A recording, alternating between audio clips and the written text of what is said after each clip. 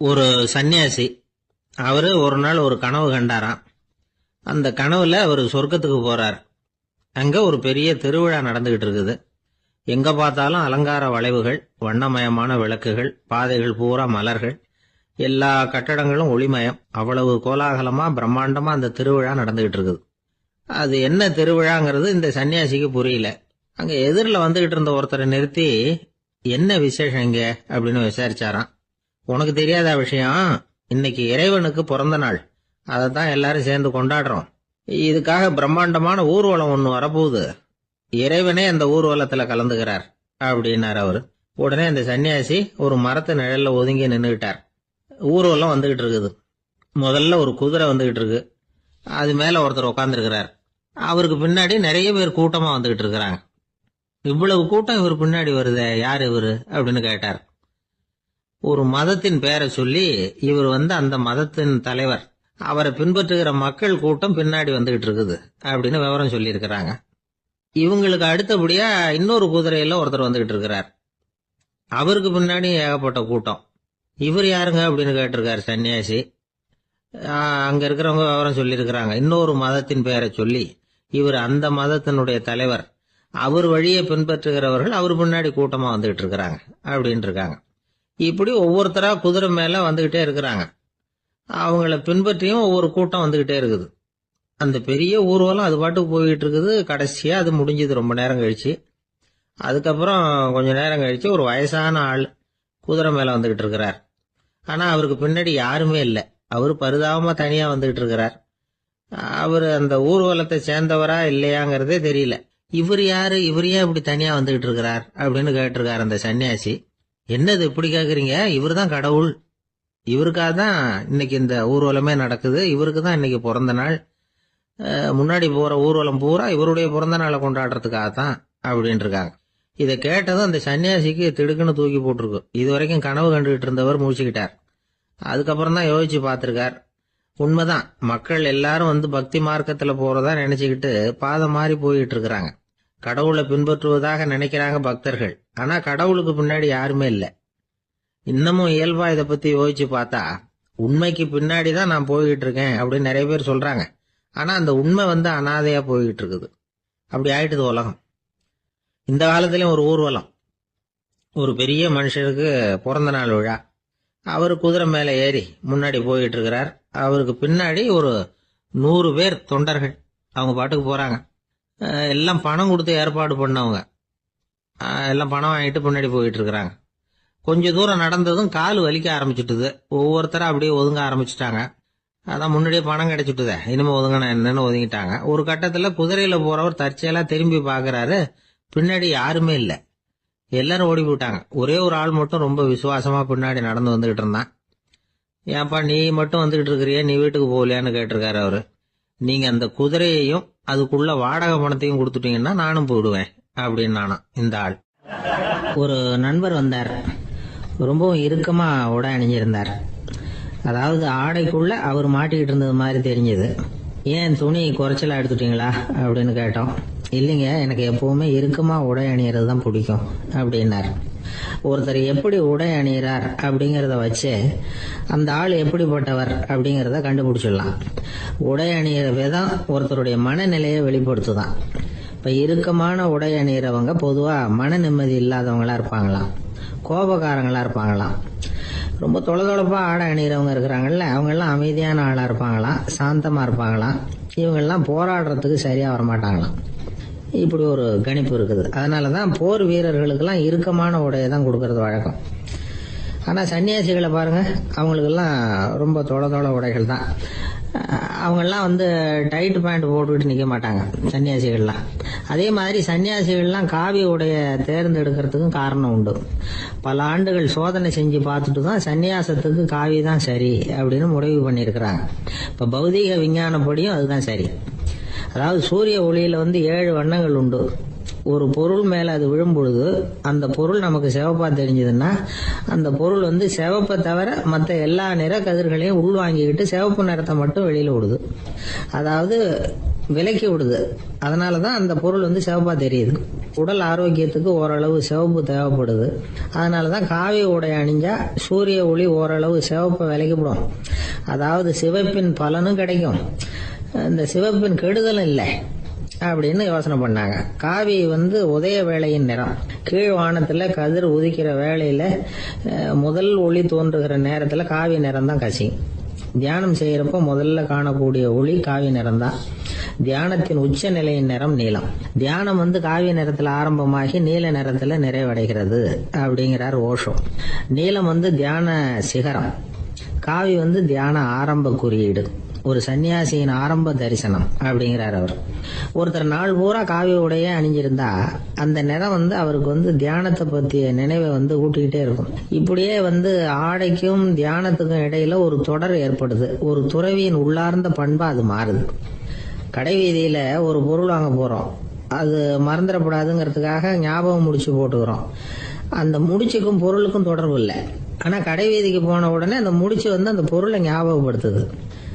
அதாவது அந்த முடிச்சு ஒரு தொடர்பு அம்சமா அமையுது. அது மாதிரிதான் காவி உடையும். ஒரு துறவி நடக்கும் பொழுது, சாப்பிடும் பொழுது, குளிக்கும் பொழுது அவருடைய காவி உடை அவருக்கு ஞாபகப்படுத்திக்கிட்டே இருக்கும். அது ஒரு நிலைப்படுத்தப்பட்ட நினைவாக ஞாபக முடிச்சாக மாறிடுது. காவி ஆடை இல்லைன்னா ஒருத்தரால துறவியாக முடியாதுன்னு அர்த்தம் இல்லை. அதே நேரத்துல காவி ஆடையால ஒன்னும் பிரயோஜனம் இல்லை, அதுல ஒன்னும் அர்த்தம் இல்லை அப்படின்னு சொல்லிட முடியாது. இதுதான் உண்மை. இவ்வளவு தூரம் காவி ஆடையை பத்தி சொல்றதுனால எல்லாரும் சன்னியாசியா போடுங்க அப்படின்னு நாம சொல்றதாக யாரும் நினைச்சிடக்கூடாது. மனசுக்கும் நிறத்துக்கும் உள்ள சம்பந்தத்தை தெரிஞ்சுக்கிறதுக்காக தான் இவ்வளவு. நமக்கு தெரிஞ்ச நண்பர் ஒருத்தர் இருக்கிறார், ஆபீஸ்ல வேலை பார்க்கிறவர். ஒவ்வொரு மாசமும் 20ஆம் தேதிக்கு பிறகு அவரை போய் பாத்தீங்கன்னா காவி உடை அணிஞ்சுக்கிட்டு, கண்ணை மூடிக்கிட்டு, கை ரெண்டையும் விரிச்சு வச்சுக்கிட்டு தியானத்திலேயே உட்காந்துருப்பாரு. ஏன் இப்படி பண்றீங்கன்னு கேட்டேன். அதாவது 20ஆம் தேதிக்கு பிறகு என் கையில ஒரு பைசா கூட கிடையாது, ஒரு சன்னியாசி லெவல்ல இருக்கிறேன், என்கிட்ட எதுவும் செலவுக்கு கேட்காத அப்படின்னு என் மனைவிக்கு நாசூக்கா உணர்த்துறதுக்காக அப்படி உட்காந்துருப்பேன் அப்படின்னு விளக்கம் கொடுக்கிறார் அவர். ஒரு ஆளு வேகமா நடந்து போய்கிட்டு இருந்தான். அவன் வேகமா நடக்கிறதுக்கு காரணம் வெயில் காலம், காலில் செருப்பு இல்ல, மணல் பாதை, அதுதான் வேகம். காலில் செருப்பும் இல்லாம கையில கொடையும் இல்லாம அந்த ஆளு வெயில்ல நடந்து போய்கிட்டு இருக்கிறான். அந்த சமயத்துல இன்னொருத்தன் குதிரை மேல ஏறி அந்த வழியா வந்துகிட்டு இருக்கிறான். அவன் காலில் செருப்பும் இருந்தது, கையில கொடையும் இருந்தது. நடந்து போய்கிட்டு இருந்தவன் அந்த குதிரை ஆசாமியை பார்த்து கேட்டான், ஐயா, நீங்களும் குதிரை மேல உட்காந்துக்கிட்டு போய்கிட்டு இருக்கிறீங்க, அப்படி இருக்கிறப்போ உங்களுக்கு அந்த செருப்பு என்னத்துக்கு, அதை எனக்கு கொடுத்து உதவலாமே அப்படின்னா. குதிரை மேல உட்காந்துருந்தவன் யோசனை பண்ணி பார்த்தான், இவன் சொல்றது நியாயம்தானே அப்படின்னு சொல்லி தன்னுடைய செருப்பை கழட்டி அந்த வழிபோக்கனுக்கு கொடுத்துட்டான். ரொம்ப நல்லதுங்க அப்படின்னு சொல்லி இவன் அதை வாங்கி காலில் மாட்டிக்கிட்டான். அதுக்கப்புறம் மறுபடியும் ஆரம்பிச்சான், ஐயா, நீங்க குதிரையில போறதுனால போக வேண்டிய இடத்துக்கு வேகமா போய் சேர்ந்துருவீங்க, அதனால உங்க கையில் அந்த கொடை என்னத்துக்கு, நான் நடந்து போயிட்டு இருக்கிறவன், ரொம்ப நேரம் நடக்க வேண்டியிருக்கும் இந்த வெயில்ல, அதனால அந்த கொடையையும் எனக்கு கொடுங்களேன் அப்படின்னா. குதிரை வீரன் யோசனை பண்ணி பார்த்தான், இதுவும் நியாயம்தானே அப்படின்னு அவனுக்கு தோணுச்சு. உடனே இறக்கப்பட்டு தன் காலில் இருந்த செருப்பை கொடுத்தது மாதிரியே தன் கையில் இருந்த கொடையையும் இவங்கிட்ட கொடுத்துட்டான். அதுக்கப்புறம் அவன் நிம்மதியா புறப்பட்டான். இப்ப மறுபடியும் கை தட்டி அவனை நிறுத்தினான். கீழே நின்றுட்டு இருந்தவன், என்னப்பா ஏன் என்ன நிறுத்தின, இன்னும் ஏதாவது வேணுமா உனக்கு அப்படின்னா குதிரையில இருந்தவன். இவன் மெதுவா வாயை திறந்து அந்த குதிரையையும் என்கிட்ட கொடுத்துருங்களேன்னா. அந்த குதிரை வீரன் இப்ப ஒரு கணம் யோசனை பண்ணி பார்த்தான். உடனே என்ன பண்ணான் தெரியுமா, தன்கிட்ட இருந்த குதிரை சவுக்கை எடுத்தான். குதிரை சவுக்கால அந்த ஆளை வாங்குவாங்கன்னு வீசி தள்ளிவிட்டான். இவ்வளவு சவுக்கடியும் வாங்கிக்கிட்டு இந்த ஆள் என்ன பண்ணான் தெரியுமா, சிரிக்கிறான். அடி வாங்கிட்டு யாராவது சிரிப்பாங்களா? குதிரை வீரனுக்கு ஒன்னும் புரியல. என்னப்பா அது, ஏன் இப்படி அடி வாங்கிட்டு இப்படி சிரிக்கிறியே அப்படின்னு கேட்டான். இப்ப அந்த வழிபோக்கன் சொல்றான், ஐயா, நான் இப்படி சிரிக்கிறதுக்கு காரணம் இருக்கு. இப்படி குதிரை கேட்டு உங்ககிட்ட அடி வாங்கலேன்னு வச்சுக்கோங்க, என் உயிர் உள்ள வரைக்கும் மனசுல ஒரு தவிப்பு இருந்துகிட்டே இருக்கும். செருப்பையும் கொடையையும் கேட்ட உடனே கொடுத்தவன் குதிரையையும் கேட்டிருந்தா கொடுத்துருப்பானோ அப்படிங்கிற பேராசையில ஏங்கிக்கிட்டே இருந்திருப்பேன். இப்ப உங்ககிட்ட அடி வாங்கின பிறகு என்னுடைய அந்த சந்தேகம் தீர்ந்து போச்சு. என்னுடைய ஆசைக்கு எல்லை எது அப்படிங்கறத எனக்கு புரிஞ்சுட்டுது அப்படின்னு சொல்லிவிட்டு அவன் நடக்க ஆரம்பிச்சுட்டானான். ஆசைக்கும் எல்லை உண்டு அப்படிங்கிறத விளக்கறதுக்காக வாரியார் சுவாமிகள் சொல்ற கதை இது. இந்த காலத்திலயும் ஒருத்தன் அது மாதிரி கொடை செருப்போட குதிரையில போய்கிட்டு இருந்தான். எதிரில் நடந்து வந்தவன், ஐயா உங்க கொடையை எனக்கு கொடுங்களேன்னு கேட்டான். உடனே அவன் குதிரையிலிருந்து கீழே குதிச்சு அவனை சாட்டையால் அடிக்க ஆரம்பிச்சுட்டான். இன்னொருத்தர் அந்த வழியா வந்தவர் இதை பார்த்தார். ஏன்பா அவன் கேட்டான், உன்னால முடியலன்னா இல்லைன்னு சொல்லிட வேண்டியதுதானே, அதுக்காக ஏன் இப்படி அவனை போட்டு அடிக்கிறேன்னு கேட்டார். உங்களுக்கு விவரம் புரியாது சார், காலம் ரொம்ப கெட்டு போச்சு. கேட்டதை கொடுத்தேன்னு வச்சுக்கோங்க, இந்த குதிரையே என்னோடது, அவன் திருடிக்கிட்டு போறான் அப்படின்னு என் பேர்ல புகார் கொடுக்க ஆரம்பிச்சிருவான் சார் அப்படின்னா. அது எப்படி அவ்வளவு உறுதியா சொல்றேன்னு கேட்டார் அவரு. ஏற்கனவே அது மாதிரி ஒருத்தன் பேர்ல புகார் கொடுத்துட்டு தான் இந்த குதிரையை நான் தள்ளிட்டு வந்துகிட்டு இருக்கிறேன் அப்படின்னார். நமக்கு முன்னாடி நமக்கு வேண்டிய ஒருத்தர் ஒரு கிளாஸ்ல நமக்கு பழச்சாறு கொண்டாந்து வைக்கிறாருன்னு வச்சுக்கோங்க. உடனே நாம என்ன பண்ணுவோம், எடுத்து கிடுகிடுன்னு சாப்பிட்ருவோம் அடுத்தவங்க யாரும் வர்றதுக்குள்ள. அதை விட்டுட்டு அதை கொண்டாந்து வச்சவர்கிட்டயே அதோட விலை என்ன அப்படி இப்படின்னு நான் கேட்டுக்கிட்டு இருப்போம். நாம கேட்க மாட்டோம். ஆனா காந்திஜி அப்படி கேட்டாராம். எப்ப தெரியுமா, 1935 அந்த வருஷம் மே மாசத்துல ஒரு நாள் காந்திஜி டெல்லியில இருக்கிறார். அப்ப அவருக்கு 2 டம்ளர் மாம்பழச்சாறு கொண்டாந்து கொடுக்குறாங்க. அதை வாங்குறாரு. இதோட விலை என்ன அப்படின்னு கேட்டார் காந்திஜி. யாருக்கிட்ட கேட்டாருன்னா மனுபென் காந்தி கிட்ட கேட்கிறார். அவங்க தான் கொண்டாந்து கொடுக்குறாங்க. காந்திஜிக்கு உதவி செய்யறதுக்காக அவர் கூடவே இருந்தவங்க அவங்க கிட்ட தான் கேட்கிறாரு. காந்திஜி சும்மா வேடிக்கைக்காக இப்படி கேட்கிறாருன்னு நினைச்சுட்டாங்க அந்த அம்மா. அதுவும் இல்லாம அதோட விலையை கேட்டா காந்திஜி நிச்சயமா அதை சாப்பிட மாட்டார் அப்படிங்கிற பயம் வேற. அதனால அந்த அம்மா பதில் எதுவும் சொல்லாம கம்முன்னு இருந்துட்டாங்க. கொஞ்ச நேரம் ஆச்சு. அந்த பழச்சாறு வச்ச இடத்துல அப்படியே இருக்குது, வச்ச இடத்துல வச்சபடியே இருக்கு. காந்திஜி அதை சாப்பிடவே இல்லை. மனுபென் காந்தி பார்த்தாங்க. மெதுவா காந்திஜி கிட்ட போய் அதை சாப்பிடுங்களேன் அப்படின்னாங்க. பழச்சாறு விலை என்னன்னு கேட்டேன், அதுக்கு பதில் இல்லை. அது முதல் தப்பு. பதிலை எதிர்பார்த்திருந்தும் அதை பத்தி விசாரிக்கல, அது 2வது தப்பு. இப்படி 2 தப்புகளை பண்ணிவிட்டு என்கிட்ட வந்து இதை சாப்பிடுங்கன்னு சொன்னா அது எப்படி அப்படின்னு கேட்டாராம் காந்திஜி. மனுபென் காந்தி என்ன சொல்றதுன்னு தெரியாம திகைச்சு போய் நின்றுகிட்டு இருந்தாங்க. காந்திஜி தொடர்ந்து சொன்னாராம், இப்ப என் முன்னாடி வச்சிருக்கிற இந்த பழச்சாறு விலை சுமாரா ஒரு அரை ரூபாயாவது இருக்கும். அது அந்த காலத்து மதிப்பு. இந்த பழச்சாறு இல்லாம கூட என்னால இருக்க முடியும். ஆனா அவசியமான பொருள்களை வாங்கறதுக்கு கூட சக்தி இல்லாத மக்கள் இந்த நாட்டுல நிறைய பேர் இருக்கிறாங்க. அப்படி இருக்கிறப்போ எனக்கு என்னத்துக்கு இந்த விலை உயர்ந்த பானம்? இதை இப்போ நான் சாப்பிட்டா என் உடம்பு வேணும்னா ஆரோக்கியமாகலாம், ஆனா என் மனசு அமைதி அடையாது. எனக்கு என்னுடைய உடல் ஆரோக்கியத்தை விட மன ஆரோக்கியம் தான் முக்கியம். அதனால இதை நான் சாப்பிட மாட்டேன், எடுத்துட்டு போயிடு அப்படின்னாராம். அந்த சமயத்துல ஒரு அகதி பொண்ணு 2 குழந்தைகளோட காந்திஜியை பாக்குறதுக்காக வந்தது. வணக்கம் சொல்லிச்சு. காந்திஜி உடனே தனக்கு முன்னாடி இருந்த பழச்சாற்றை எடுத்து அந்த பொண்ணுகிட்டையும் குழந்தைகள்கிட்டையும் கொடுத்து சாப்பிட சொன்னார். அவங்க அதை வாங்கி ரொம்ப சந்தோஷத்தோட சாப்பிட்டாங்களாம். அதை பார்த்த காந்திஜி முகத்துல ஒரு புன்னகை, ஒரு பரவசம், ஒரு திருப்தி. அவர் மனசு நிறைஞ்சிருந்தது. அப்போ அவர் சொன்னாராம், ஆண்டவன் எனக்கு எப்பவும் சரியான சமயத்துல கை கொடுப்பாருங்கிறது அதுக்கு இதுதான் அத்தாட்சி. நான் ஒரு இக்கட்டான சூழ்நிலையில இருக்கிறப்ப கூட கடவுளின் கருணையால அந்த சூழ்நிலை என்னை பாதிக்கல. என் கூட இவ்வளவு நாள் பழகியும் கூட இங்க இருக்கிறவங்க எனக்கு அதிக விலை உள்ள பழரசத்தை கொடுத்தாங்க. ஆனா சரியான நேரத்துல அதை சாப்பிட வேண்டியவங்களை என்கிட்ட அனுப்பி வச்சு என்ன சந்தோஷப்படுத்தினார் கடவுள், அவருக்கு நன்றி அப்படின்னாராம் மகாத்மா காந்தி. உடல் ஆரோக்கியத்தை விட மன ஆரோக்கியம் தான் எனக்கு முக்கியம்னு சொன்னார் பாருங்க. அதை நாம எல்லாரும் மனப்பூர்வமா இன்னைக்கு சிந்திச்சு பார்க்கணும். இந்த காலத்துல எல்லாரும் அப்படியா நினைக்கிறாங்க? எனக்கு தெரிஞ்ச ஒருத்தர் இருந்தார். தினமும் காலையில ஒரு காபி சாப்பிட உட்கார்ற நேரத்துல பக்கத்து வீட்டுக்காரர் வந்து சேருவார் கரெக்டா. உடனே அவரும் தனக்குன்னு வந்திருக்கிற காப்பியை எடுத்து மனப்பூர்வமா பக்கத்து வீட்டுக்காரர்கிட்ட கொடுத்துருவார். அதுக்கப்புறம் அவருக்காக வேற காப்பி போட்டு கொண்டாந்து கொடுத்தாலும் வேண்டான்னு சொல்லிடுவார். ஆண்டவனா பார்த்து சரியான நேரத்துல அவரை எங்க வீட்டுக்கு தினமும் அனுப்பி வைக்கிறார் அப்படிம்பார். ஏன் அப்படி சொல்றீங்க அப்படின்னு கேட்டோம் ஒரு நாள். அதுக்கு அவர் சொல்றார், எனக்கு என்னோட உடல் ஆரோக்கியம் தான் முக்கியம். இத கடவுள் புரிஞ்சுக்கிட்டு எங்க வீட்டு காப்பியை சாப்பிடுறதுக்கு தினமும் அடுத்த வீட்டுக்காரனை அனுப்பி வைக்கிறார் அப்படின்னார் அவர். ஒரு ஊர்ல ஒரு இளைஞன் இருந்தான். ஒரு நாள் அவன் ஒரு குருவை தேடிட்டு புறப்பட்டான். ஊரை விட்டு வெளியில போனான். போகிற வழியில ஒரு காடு. அந்த காட்டுல ஒரு மரத்தடியில ஒரு பெரியவர் உட்கார்ந்துருக்கிறார். அமைதியா மௌனமா அவர் அமர்ந்திருக்கிறார். இந்த பெரியவரை விசாரிக்கலாம், குருவை தேடி கண்டுபிடிக்கிறதுக்கு இவர் ஏதாவது ஒரு வழி சொல்லி கொடுப்பார் அப்படின்னு நினைச்சுக்கிட்டு அவர் நெருங்கினான். ஐயா, எனக்கு ஒரு குரு தேவை, எங்க கிடைப்பார், அவரை எப்படி அடையாளம் கண்டுபிடிக்கிறது, அதை பத்தி ஏதாவது விவரம் சொன்னீங்கன்னா நான் கண்டுபிடிச்சுக்குவேன் அப்படின்ட்டு பெரியவர் நிமிர்ந்து பார்த்தார். தம்பி, அது ரொம்ப சுலபம். அவர் வயசானவரா இருப்பார், என்னை விட சுமார் 30 வயசு அதிகமா இருக்கும். அவர் ஒரு மரத்தடியில் தான் உட்காந்துருப்பார் அப்படின்ட்டு. சரிங்க பெரியவரே, அது என்ன மாதிரியான மரம், எப்படி இருக்கும் அப்படின்னு கேட்டிருக்கான். பெரியவர் அந்த விவரங்களையும் சொல்லியிருக்கிறாரு.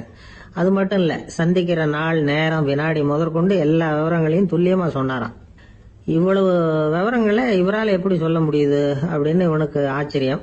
இருந்தாலும் அந்த பெரியவர் கடைசியா ஒரு விவரம் சொன்னார். அது என்ன தெரியுமா, எப்படியும் நீ அவரை சந்திக்கிறதுக்கு ஒரு 30 வருஷம் ஆகும் அப்படின்னு சொல்லிவிட்டாராம். ரொம்ப நன்றிங்க பெரியவரே அப்படின்னு சொல்லிவிட்டு அந்த இளைஞன் புறப்பட்டு இருக்கான். இப்போ அவனுக்கு குரு பத்தின விவரம் எல்லாம் கிடைச்சிட்டுது, சந்திக்கிற நேரமும் தெரிஞ்சுட்டுது. ஆனா 30 வருஷம் அவரை தேடி அலைய வேண்டியிருக்குமே. அவன் தேட ஆரம்பிச்சான். காடு மலை எல்லாம் சுத்தி அலைஞ்சான். பல வருஷங்கள் தேடினான். அழுத்து போயிட்டான். கடைசியில அவனுக்கும் வயசாயிட்டுது. கடைசியில தன்னுடைய சொந்த ஊருக்கே திரும்பி போயிட்டு இருந்தான். அங்க ஒரு மரத்தடியில அவன் தேடிட்டு இருந்த குருநாதர் கிடைச்சார். யார் அவருன்னா, 30 வருஷத்துக்கு முன்னாடி வழி சொல்லி கொடுத்தாருல அதே பெரியவர். அவருக்கு இப்போ 30 வயசு அதிகமா இருந்தது. அதே மரம்.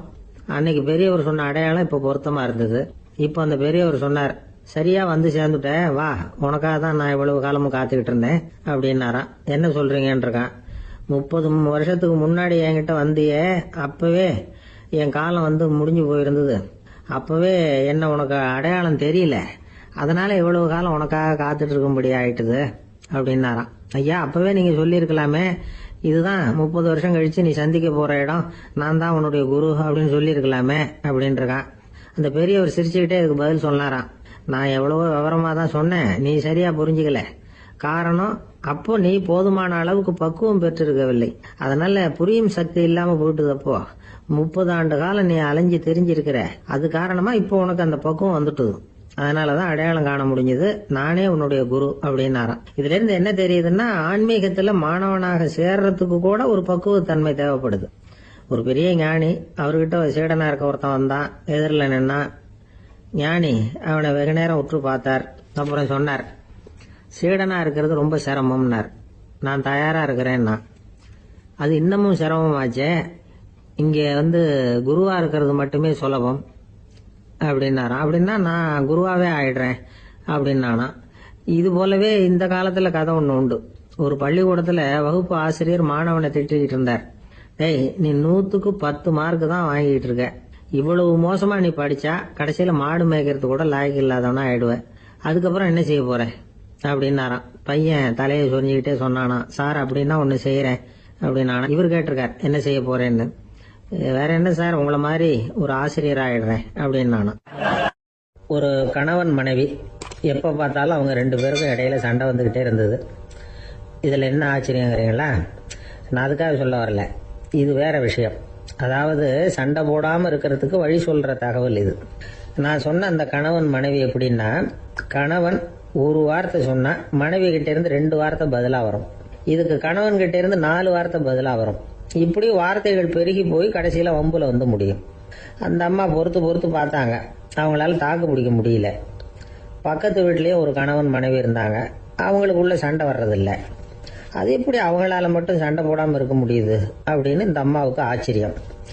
ஒரு நாள் நேரா பக்கத்து வீட்டு அம்மா கிட்டே போய், ஏம்மா, நீங்க எப்படி கணவனும் மனைவியும் சண்டை போட்டுக்காம இருக்கிறீங்க, அது எப்படி முடியுது உங்களால அப்படின்னு கேட்டாங்க. அதுக்குன்னு ஒரு மருந்து இருக்குது, அதை சாப்பிட்டா சண்டை வராது அப்படின்னாங்க அவங்க. சரிங்க, அந்த மருந்தை அவரு சாப்பிட மாட்டாரே, மாட்டேன்னு சொல்லிட்டா என்ன பண்றது அப்படின்னு கேட்டிருக்கிறாங்க இவங்க. அந்த மருந்து அவருக்கு இல்லம்மா, உனக்கு தான் அப்படின்னாங்களாம் அவங்க. அப்படியா, அப்படின்னா கொடுங்க, ரொம்ப நல்லதா போச்சு. அதை எப்படி சாப்பிடுறதுங்கிற விவரத்தையும் சொல்லுங்க, எங்க அது கிடைக்கும்ங்கிறதையும் சொல்லுங்க, வாங்கிக்கிறேன் அப்படின்னு கேட்டாங்களாம் இவங்க. வேற எங்கேயும் போய் வாங்க வேண்டாம், என்கிட்டயே இருக்க அந்த மருந்து, அதுல கொஞ்சம் தர்றேன், வாங்கி வச்சுக்க. உன் வீட்டுக்காரர் உன்னோட சண்டையை ஆரம்பிக்கிற போகலாம் நீ இந்த மருந்துல 1 அவுன்ஸ் வாயில ஊத்திக்கணும். அதை உடனே குடிச்சிடக்கூடாது. ஒரு 5 நிமிஷமாவது அது வாயில் இருக்கணும், அதுக்கப்புறம் குடிச்சுடலாம் அப்படின்னு சொல்லி ஒரு பாட்டில் மருந்தை இந்த அம்மா கிட்ட கொடுத்து அனுப்புனாங்களாம். மருந்தை எடுத்துக்கிட்டு இந்த அம்மா வீட்டுக்கு வந்திருக்கிறாங்க. வீடு பூட்டி இருந்ததுனால கணவன் வந்து வாசல்லையே காத்துக்கிட்டு இருக்கிறான். மனைவியை கண்டதும் சண்டை போட ஆரம்பிச்சிட்டான். வீட்டை பூட்டி விட்டு எங்கே போய் தொலைஞ்ச, எவ்வளவு நேரமாக ஒரு மனுஷன் வாசல்லையே காத்துட்டு கிடக்கிறது, அப்படி இப்படின்னு கத்த ஆரம்பிச்சிட்டான். மனைவி இதுக்கு பதிலே சொல்லலை. அந்த அம்மா பேசாம வீட்டை திறந்தாங்க, சமையல் அறைக்குள்ளே போனாங்க, ஒரு அவுன்ஸ் மருந்தை வாயில் ஊற்றிக்கிட்டாங்க. அன்னைக்கு சண்டை வந்து மேற்கொண்டு வளரவே இல்லை, நின்றுட்டுது. மருந்து பரவாயில்லை. அதுக்கப்புறம் பல சந்தர்ப்பங்களில் சண்டை வரும் போல இருக்கிற போலாம் இந்த மருந்து அதை நிறுத்தியிருக்கு. பிரமாதமான மருந்தாக இருக்குது இதை கொஞ்சம் அதிகமாகவே வாங்கி வீட்டில் வச்சுக்க வேண்டியது தான் அப்படின்னு முடிவு பண்ணிட்டு இந்த அம்மா மறுபடியும் பக்கத்து வீட்டு அம்மாட்ட போனாங்க. எவ்வளவு விலையானாலும் சரி, நான் காசு கொடுத்து வாங்கி வச்சுக்கிறேன், எந்த கடையில் இருக்குது இந்த மருந்து சொல்லுங்க அப்படின்னு கேட்டாங்க. இந்த மருந்துக்கு விலையே கிடையாதுங்க, இலவசமாகவே கிடைக்கும்னாங்களாம் அவங்க. அது எப்படி விலையில்லாமல் இதை விற்க முடியுது அப்படின்னு கேட்டாங்களாம் இவங்க. அது மருந்தாக இருந்தால் தானே விலை வைக்கிறதுக்கு, அது வெறும் தண்ணி தானே அப்படின்னாங்களாம். வெறும் தண்ணியா சண்டையை நிறுத்துது அப்படின்னு இருக்காங்க இவங்க. அது சண்டையை நிறுத்தல, உன்னோட மௌனம் தான் சண்டையை நிறுத்துது. நீ வாயில தண்ணியை வச்சுக்கிறதுனால எதிர்த்து பேசுறது இல்லை, அதனால உன்னுடைய கணவர் கோபம் வந்து சாந்தமாயிடுது அப்படின்னாங்களாம் அவங்க. இந்த கதையிலிருந்து சண்டையை நிறுத்துற மருந்து எதுன்னு தெரிஞ்சுக்கிட்டோம் இல்லையா. ஒருத்தர் என்ன பண்ணாரு, பாட்டிலில் வந்து தண்ணியை ஊற்றி வச்சுக்கிட்டு அவர்கிட்ட வர்றவங்களுக்கெல்லாம் இதை சிபாரிசு பண்ணலாம்னு நினச்சிக்கிட்டு உட்காந்துருந்தார். ஒரு அம்மா வந்தாங்க. இதை கேட்டுவிட்டு இதையே ஒரு மருந்து மாதிரி கொடுக்கலாம்ங்கிறது அவர் முடிவு. அதனால பாட்டிலில் தண்ணி அடித்து வச்சுக்கிட்டு அதில் கலருக்காக என்னத்தையும் ஒரு ஜீரகம் அது மாதிரி எதையாவது கலந்து வச்சுக்கிட்டு ஒரு மருந்து மாதிரி ஒரு பாவனையில் வச்சுக்கிட்டு உட்காந்துருக்காரு. யாராவது வீட்டில் சண்டைன்னா என்கிட்ட வாங்க மருந்து தரேன்னு. ஒரு அம்மா வந்தாங்க. எனக்கு என் வீட்டுக்காரருக்கும் அடிக்கடி சண்டை வருதுங்க அப்படின்னு இருக்காங்க. கவலைப்படாதம்மா, நான் ஒரு மருந்து தரேன்னு சொல்லி வீட்டுக்குள்ளே போய் ஒரு பாட்டில் எடுத்து வந்து கொடுத்தாரு. பாட்டிலில் இருக்கிறது என்னங்கிறது சொல்லிவிட்டா அது பேரில் மரியாதை வராது இல்லையா, அதனால் சொல்லலை. அந்த அம்மா வாங்கிட்டு போனாங்க. 4 நாள் கழிச்சு திரும்பி வந்தாங்க. என்னம்மா வீட்டில் சண்டை நின்று போச்சான்னு கேட்டிருக்காரு இவர். அங்கே நின்று போச்சுங்க, இப்போ உங்ககிட்ட ஆரம்பமாக போகுதுன்னாங்களாம். என்னம்மா அப்படின்னு இருக்காரு அவர் பயந்து போய். பின்ன என்னங்க, நீங்கள் என்ன மருந்து கொடுத்துருக்குறீங்க என்னங்க அப்படின்னாங்களாம் கோபமா. அது வெறும் தண்ணி தானே அப்படின்னு இருக்காரு இவர். தண்ணியா இது, நல்லா பாருங்க அப்படின்னு அந்த பாட்டில் நீட்டினாங்களாம். இவர் வாங்கி பார்த்துருக்காரு.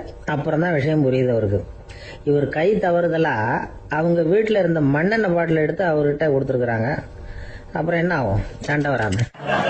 ஒரு அழகான கடற்கரை, சுற்றுலா பயணிகள் நிறைய பேர் அங்கே வந்து போகிறது வழக்கம். சனி ஞாயிறு கூட்டம் அதிகமாக இருக்கும். அதோட விளைவு என்னங்கிறது அடுத்த நாள் தான் தெரியும். ஆமாம், அந்த கடற்கரையை சுத்தப்படுத்துகிற தொழிலாளிகள் திங்கட்கிழமை ரொம்ப சிரமப்படுவாங்க. சனி ஞாயிறு வந்த கூட்டம் கடற்கரை பூராவும் காலி ஐஸ்கிரீம் கப்புகளை வந்து வீசி எறிஞ்சிட்டு போயிடுவோம். ஆயிரக்கணக்கான கப்புகள் அங்கே பரவலாக கிடக்கும். அதையெல்லாம் பொறுக்கி எடுத்து சுத்தம் பண்ணி ஆகணும். இதனால திங்கட்கிழமை வேலைக்கு வர்றதுக்கு எல்லாரும் பயப்படுவாங்க. அப்படி ஒரு நிலைமை. பல பேர் அன்னைக்கு வந்து லீவ் எடுத்துகிட்டு போயிடுறது வழக்கம். நமக்கு எதுக்கு இன்னைக்கு தொந்தரவுன்னு. இது ஒரு பெரிய பிரச்சனையாக இருந்தது. இதுக்கு என்ன பண்ணலாம் அப்படின்னு யோசனை பண்ணாங்க. ஒரு ஆலோசனை கூட்டத்துக்கு ஏற்பாடு பண்ணாங்களாம். அந்த நகர நிர்வாக அலுவலர்கள், பணியாளர்கள் எல்லாரும் அதில் கலந்துக்கிட்டாங்க. கூட்டம் ஆரம்பமாச்சு. ஆரம்பத்தில் சொன்னாங்க, இந்த பிரச்சனைக்கு ஒரு தீர்வு வேணும், என்ன பண்ணலாம், அதை முடிவு செய்யறதுக்கு தான் இந்த கூட்டம். இதில் நீங்கள் செய்ய வேண்டியது என்னென்னா, உங்களுக்கு தோன்றுகிற யோசனை எதுவாக இருந்தாலும் சொல்லுங்கள், கொஞ்சம் கூட தயக்கம் வேண்டாம். நாம் சொல்கிற யோசனை ஈடுபடுமா படாதா அப்படின்லாம் யோசிக்க வேணாம். எல்லாருடைய யோசனைகளையும் அப்படியே பதிவு செய்துக்கிறோம். கடைசியாக அதிலிருந்து ஒரு சிறந்த யோசனையை தேர்வு பண்ணி அதை பயன்படுத்தலாம். இந்த சந்தர்ப்பத்தில் இன்னொரு முக்கியமான வேண்டுகோள், எவ்வளவு சாதாரணமான யோசனையாக இருந்தாலும் சரி, அது சொல்லும் பொழுது அடுத்தவங்க வந்து ஏளனம் செய்யக்கூடாது. இது ஒரு பெரிய யோசனையா அப்படின்னு சொல்லி எதையும் அலட்சியப்படுத்தக்கூடாது. இதுதான் அந்த கூட்டத்தின் ஆரம்பத்தில் செய்யப்பட்ட அறிவிப்பு. உடனே அந்த கூட்டத்தில் இருந்தவங்க ஆளுக்கு ஒரு யோசனை சொல்ல ஆரம்பிச்சாங்க. ஒருத்தர் எழுந்திருச்சார், இங்கே வர்ற சுற்றுலா பயணிகள் கிட்ட ஆளுக்கு $10 ஒரு டெபாசிட் மாதிரி வைப்பு பணமாக வாங்கிக்கணும். காலி ஐஸ்கிரீம் கப்பை திருப்பி கொடுத்தா அந்த பணத்தை திருப்பி கொடுத்துடலாம். இப்படி ஒரு ஏற்பாடு பண்ணிக்கிட்டா கப்புகளை தேடி பொறுக்கிட்டு இருக்க வேண்டியதில்லை, எல்லாம் ஒரே இடத்துக்கு வந்து சேர்ந்துடும். அப்படியே நாம் வந்து தூக்கிட்டு போய் ஒரு இடத்துல கொட்டி விடலாம் அப்படின்னாரு. இன்னொருத்தர் எழுந்திருச்சார், கப்பை வந்து கீழே போட்டால் $50 அபராதம் அப்படின்னு அங்கங்கே போர்டு எழுதி வச்சுடலாம். கப்புகளை போடுறதுக்கு அங்கங்கே பெரிய கூடைகளை வச்சுடலாம். நாம சாவகாசமாக அந்த கூடைகளை சேகரம் பண்ணிக்கலாம் அப்படின்னாராம். இன்னொருத்தர் எழுந்திருச்சு கொஞ்சம் கோபமாக பேசினார், கப்புகளை வந்து அவங்க வாயிலேயே திணிச்சுடணும், அதுகளை முன்னு சாப்பிட்டு பார்த்தா தான் தெரியும் அது எவ்வளவு கஷ்டங்கிறது அப்படின்னு ரொம்ப கடுமையாக பேசியிருக்காரு. இது வேடிக்கையாக தெரிஞ்சாலும் இந்த யோசனையும் பதிவு செஞ்சுக்கிட்டாங்களாம். இப்படி பல யோசனைகள் கடைசியாக எல்லாத்தையும் படித்து பார்த்துட்டு பரிசீலனை பண்ணாங்க. அப்புறம் தான் யோசனை வந்தது. இவர் வேடிக்கையாக சொன்னது கப்புகளை அவங்க வாயிலே திணிச்சு சாப்பிட சொல்லணும், அதுதான் தண்டனைன்னார்ல. ஏன் அப்படி சாப்பிட்றது மாதிரியே கப்புகளை தயார் பண்ண என்ன அப்படின்னு சிந்திக்க ஆரம்பிச்சாங்களாம். ஆகா, அதுதான் சரின்னு ஒரு முடிவுக்கு வந்தாங்க. அதுலேருந்து உருவானது தான் இந்த வேஃபர் கப்ஸ். ஐஸ்கிரீமை சாப்பிட்டு முடிச்சதும் கப்பையும் சாப்பிட்டுடலாம். கோன் ஐஸ்கிரீம் சாப்பிட்றோம்ல, அதுதான். அமெரிக்காவில் மியாமி கடற்கரையில் ரொம்ப காலமாக இருந்துகிட்டு வந்த குப்பை பிரச்சனைக்கு இப்படிதான் ஒரு தீர்வு வந்துதான். இதுல இருந்து நாம புரிஞ்சுக்க வேண்டியது என்னன்னா, நாம அன்றாட எத்தனையோ பிரச்சனைகளை சந்திக்கிறோம், அதுக்கெல்லாம் தீர்வு உண்டு. அது எங்க ஒளிஞ்சிருக்குன்னு கண்டுபிடிக்கணும். அந்த அந்த யோசனையையும் நல்லா தீவிரமா யோசிக்கணும். யார் என்ன யோசனை சொன்னாலும் அதை அலட்சியப்படுத்தக்கூடாது. அக்கறையோட கவனிக்கணும், அதை யோசிச்சு பார்க்கணும். ஒரு அம்மா தன்னோட வீட்டுக்காரரை ஒரு மனநல மருத்துவர்கிட்ட அழைச்சிட்டு வந்தாங்களாம். டாக்டர், இவருக்கு கோன் ஐஸ்கிரீம் பிடிக்கல, பேப்பர் கப்பில் இருக்கிற ஐஸ்கிரீம் தான் வேணும்னு அடம் பிடிக்கிறார் அப்படின்னாங்களாம். அது ஒன்றும் தப்பு இல்லையேன்னாராம் டாக்டர். இதுக்கு அந்த அம்மா சொன்னாங்களாம், இவர் கப்பு ஐஸ்கிரீம் வாங்குறதுல தப்பு இல்லை டாக்டர், பிரச்சனை அது இல்லை. அப்புறம் வேற என்னன்னு கேட்டிருக்காரு. வாங்கினதும் ஐஸ்கிரீமை கீழே கொட்டிவிட்டு அந்த பேப்பர் கப்பை மட்டும் விரும்பி சாப்பிடுறார், அதனால தான் உங்ககிட்ட அழைச்சிட்டு வந்தேன் அப்படின்னாங்களாம். ஒரு சராசரி மனிதனுடைய இயல்பு என்ன? இன்பம் வந்தா துள்ளி குதிப்பான், துன்பம் வந்தா சோர்ந்து போய் ஒரு மூலையில உட்காந்துருவான். இவன் தான் சராசரி மனிதன். ஆனா ஒருத்தன் இன்பம் வந்தா அதுக்காக மகிழ்ச்சி அடையறதில்ல, துன்பம் வந்தா அதுக்காக சோர்ந்து போறதில்ல அப்படின்னு வச்சுக்கோங்க. அப்படி இருந்தா அவன் சாதாரண ஆள் கிடையாது. ஒரு ஊர்ல ஒரு ஞானி இருந்தார். அவரை தேடிட்டு ஒரு பெரியவர் வந்தார். ஐயா, ஞானத்துல சிறந்த ஞானம் எது அப்படின்னு கேட்டாராம். இதுக்கு அந்த ஞானி என்ன பதில் சொன்னார் தெரியுமா? இன்பத்தினால மகிழ்ச்சி அடையாமலும் துன்பத்தினால சோர்வு அடையாமலும் இருக்கிறது தான் அந்த ஞானம், பெரிய ஞானம் அப்படின்னாராம். சரி சுவாமி, அப்படிப்பட்ட ஞானம் உங்களுக்கு எப்படி வந்ததுன்னு கேட்டிருக்காரு இவரு. அதை நான் ஒரு கழுதைகிட்ட இருந்து கத்துக்கிட்டேன் அப்படின்னாராம் அவரு. இவருக்கு ஒன்றும் புரியல, ஒரு மாதிரியா முழிச்சிருக்கிறார். இதை அவர் புரிஞ்சுக்கிட்டார். நீங்க நாளைக்கு காலையில நம்முடைய ஆசிரமத்துக்கு வாங்க, புரிய வைக்கிறேன்னாராம். சரின்னு அவர் போயிட்டார். மறுநாள் காலையில ஆசிரமத்துக்கு வந்து சேர்ந்தார். ஞானி அவரை கூப்பிட்டு உட்கார வச்சார். வாங்க இப்படி உட்காருங்க, கொஞ்ச நேரத்துல இந்த வழியா ஒரு கழுதை போகும், அதை கவனிச்சு பாருங்கன்னாராம். இவருக்கு இன்னமும் ஒன்றும் புரியாம போச்சு, ஒரே குழப்பம். இருந்தாலும் அந்த ஞானி சொன்னது மாதிரியே உட்காந்துருக்கிறார். கொஞ்ச நேரத்துல அந்த வழியா ஒரு கழுதை போச்சு. அது முதுக நிறைய அழுக்கு மூட்டைகள், அதை சுமந்துக்கிட்டு போகுது. ஒரு சலவை தொழிலாளி அதை ஓட்டிட்டு போறார். கொஞ்சம் தூரத்துல ஒரு ஆறு இருக்கு, அங்க போய் துணியெல்லாம் சுத்தப்படுத்திக்கிட்டு சாயந்தரமா திரும்பி இந்த வழியாவே வருவாங்க. ஞானி சொன்னது மாதிரியே இந்த பெரியவர் அழுக்கு மூட்டையை சுமந்துக்கிட்டு போற அந்த கழுதையை கவனிச்சார். கழுதை போயிட்டுது. அதுக்கப்புறம் ஞானியை திரும்பி பார்த்தார். இப்ப அந்த ஞானி சொன்னார், சாயந்தரம் வரைக்கும் நீங்க இங்கேயே இருக்கணும்னார். அதே மாதிரி இவர் இருந்தார். சாயந்தரமா அந்த ஞானி சொன்னார், ஐயா, இப்ப கொஞ்ச நேரத்துல அந்த கழுதை இந்த வழியா திரும்பி வரும், அதையும் கவனிச்சு பாருங்கன்னார். இவரும் கவனிச்சு பாக்குறார். கழுதை வந்தது. அது முதுகுல சலவை செய்யப்பட்ட துணி மூட்டை, அது பாட்டுக்கு சுமந்துக்கிட்டு போய்கிட்டு இருக்குது. பெரியவருக்கு ஒன்றும் புரியல, பொறுமை இழந்துட்டார். சரி சுவாமி, இந்த கழுதைக்கும் உங்க ஞானத்துக்கும் என்ன சம்பந்தம் அப்படின்னார். இப்ப அந்த ஞானி விளக்கினார். ஐயா, இந்த கழுதை இதே மாதிரி தினமும் காலையில அழுக்கு மூட்டைகளை சுமந்துக்கிட்டு ஆத்துக்கு போகுது, மாலையில வெண்மையான சுத்தமான துணிகளை சுமந்துக்கிட்டு திரும்பி ஊருக்கு போகுது. காலையில இது போகும் பொழுது முதுகுல அழுக்கு மூட்டைகளை சுமந்துக்கிட்டு போறோமேங்கிற வருத்தமும் அதுக்கு கிடையாது. சாயந்தரம் திரும்பி வரும்பொழுது சுத்தமான துணிகளை சுமந்துக்கிட்டு வர்றோமேங்கிற மகிழ்ச்சியும் அதுக்கு இல்லை. இதை பார்த்துதான் நான் அது மாதிரி ஞானத்தை கத்துக்கிட்டேன் அப்படின்னாராம். அதனால யாரு கத்து கொடுக்கறாங்க அப்படிங்கறத விட எதை கத்துக்கிறோம் அப்படிங்கறது தான் முக்கியம். ஒரு சினிமா பாக்குறோம், ஒரு அருவி கொட்டுறது மாதிரி காட்சி வருது, தண்ணீர் வழியுது. படம் முடிஞ்சதும் பாத்தீங்கன்னா அந்த திரை என்ன நனைஞ்சு போயா இருக்கும். ஒரு தீப்பிடிச்சு எரியிற காட்சியே சினிமாவில் பாக்குறீங்க, காட்சி முடிஞ்சதும் அந்த வெண் திரையே கருகி போயா இருக்கும். படத்துல வர்ற தண்ணீரும் நெருப்பும் அந்த திரையை பாதிக்கிறது இல்லை. நாம அந்த திரை மாதிரி இருக்கிறதுக்கு கத்துக்கணுமா. அந்த பக்குவம் வந்துட்டதுன்னா இன்பமும் துன்பமும் நம்ம எதுவும் செய்யாது. ஒரு சினிமாவை பாக்குற வரைக்கும் சிரிக்கலாம், அழலாம். பார்த்துட்டு வெளியில வரும்பொழுது அழுதுகிட்டே வரக்கூடாது. ஒருத்தர் வந்தார், அப்படி படம் முடிஞ்சு வெளியில வரும்பொழுது அருவி மாதிரி கண்ணீர் சிந்திக்கிட்டே வர்றார். ஏன் சார் படம் அவ்வளவு சோகமா அப்படின்னு கேட்டார். இன்னொருத்தர், இல்ல சார், கூட்டம் ரொம்ப குறைச்சல் சார், மொத்தம் படம் பார்க்க வந்தவங்களே 15 பேர் தான் சார் அப்படின்னார் கண்ணீரை தொடச்சிக்கிட்டே. அதுக்கு நீங்க ஏன் சார் அழறீங்கன்னு கேட்டார் அவரு. இந்த படத்தோட தயாரிப்பாளரே நான் தான் சார் அப்படின்னாரா இவர். ஒரு ஊர்ல ஒரு ஆள் இருந்தான், தையல் கடை வச்சிருந்தான். அவங்கிட்ட ஒருத்தன் ஒரு சட்டை துணி எடுத்து கொடுத்து தைக்க சொல்லியிருந்தான். வர்ற சனிக்கிழமை வா வந்து வாங்கிட்டு போ அப்படின்னு அவன் சொல்லியிருந்தான். அதே மாதிரி இவன் வந்தான். அவன் தச்சு வச்சிருந்த சட்டையை கொடுத்தான். இவன் வாங்கி அங்கேயே போட்டு பார்த்தான். கை நீளம் ஒண்ணுக்கு ஒண்ணு வித்தியாசமா இருந்தது. வலது கை இடது பக்கத்தை விட நீளம் குறைச்சலா இருந்தது. அவன் முணுமுணுக்க ஆரம்பிச்சுட்டான். என்ன இது இப்படி தச்சுட்டியேன்னு. இதுக்கு அவன் சொன்னான், ஐயையோ இதுக்காகவா சங்கடப்படுறீங்க, வலது கையை மட்டும் கொஞ்சம் உள்ள இழுத்தாப்புல வச்சுக்கிட்டீங்கன்னா சரியா போகுது. மற்றபடி அந்த சட்டையில உள்ள கலை அம்சத்தை கவனிங்க, எவ்வளவு அற்புதமா தச்சிருக்கேன் பாருங்க. ஒரு சின்ன குறைய இப்படி எல்லாம் பொருட்படுத்த வேண்டியதில்லை. நான் சொன்னது மாதிரி கையை கொஞ்சம் உள்ள இழுத்தது மாதிரி வச்சுக்கிட்டு நடந்து போங்க, ஜோரா இருக்கும் அப்படின்னா. அவனும் யோசிச்சு பார்த்தான். சரியான யோசனையா தான் தோணுச்சு. கொஞ்சம் முயற்சி பண்ணி வலது கையை கொஞ்சம் உள்ள இழுத்து சட்டை சரியா இருக்கிறது மாதிரி பண்ணிட்டான். இப்ப மறுபடியும் ஒரு பிரச்சனை. வலது கையை உள்ள இழுத்த மாதிரி அப்படியே வச்சுக்கிட்டதும் முதுகு பக்கம் கொஞ்சம் துணி தளர்த்தியா தொங்குறது மாதிரி தெரிஞ்சது. என்ன இது முதுகு பக்கம் துணி குவிஞ்சுட்டுதே தொங்குதே அப்படின்னா மறுபடியும், அடடா இதுக்காகவா கவலைப்படுறீங்க, உடம்ப அதுக்கு தகுந்த மாதிரி கொஞ்சம் வளைச்சிக்கிட்டா சரியா போடுது. இதுக்காக அந்த அழகான தையலை பிரிச்சு அதுல உள்ள கலை அம்சத்தை கெடுக்கிறதுக்கு என் மனசு இடம் தரல. எவ்வளவுக்கு தளர்த்தியா இருக்கோ அவ்வளவுக்கு கொஞ்சம் உடம்ப வளைச்சி அப்படி குனிஞ்சது மாதிரி போங்க போதும் அப்படின்னா. அதுவும் நல்ல யோசனையா தான் பட்டுது இவனுக்கு. சரின்னு சொல்லிவிட்டு புறப்பட்டான். தெருவில் இறங்கினான். கைய கொஞ்சம் உள்ள இழுத்தான். உடம்ப கொஞ்சம் முன்னால வளைச்சான். சட்டைக்கு தகுந்த மாதிரி உடம்ப பண்ணிக்கிட்டான். மெதுவா நடந்து போறான். இப்போ எதிரில் இன்னொருத்தன் வரான். இவனை பாக்குறான். இவன் போட்டிருக்கிற சட்டையை பாக்குறான். ஆஹா அற்புதம்ங்கிறான். சும்மா சொல்லக்கூடாது, ரொம்ப நல்லா இருக்கு நிச்சயமா. இது இந்த ஊர் மேல தெருவில் இருக்கிற ஒருத்தன் இருக்கானே, அவன் தச்சதா தான் இருக்கணும் அப்படின்னா. இதை கேட்டதும் அவனுக்கு ஆச்சரியம். எப்படி அவ்வளவு கரெக்டா கண்டுபிடிச்சிங்க அப்படின்னு கேட்டிருக்கான். இதுக்கு அந்த வழிபோக்கன்னு சொன்னானா, அவன் ரொம்ப கெட்டிக்காரன். உங்களை மாதிரி உடம்பும் கையும் வளைஞ்சு போன ஒரு ஆசாமிக்கு அவனை தவிர வேற யாராலேயும் இவ்வளவு பொருத்தமான ஒரு சட்டையை தைக்க முடியாது அப்படின்னானா. பாருங்க, அவனுக்காக இவன் அனுசரிக்க போய் இவனோட நிலைமை எப்படி ஆயிடுது பாருங்க. இதே மாதிரிதான் சில சடங்குகளும் சம்பிரதாயங்களும் நம்மளை கோமாளி ஆக்கி விட்டுரும். எதுவா இருந்தாலும் அதுல அறிவுபூர்வமான அணுகுமுறை அவசியம்.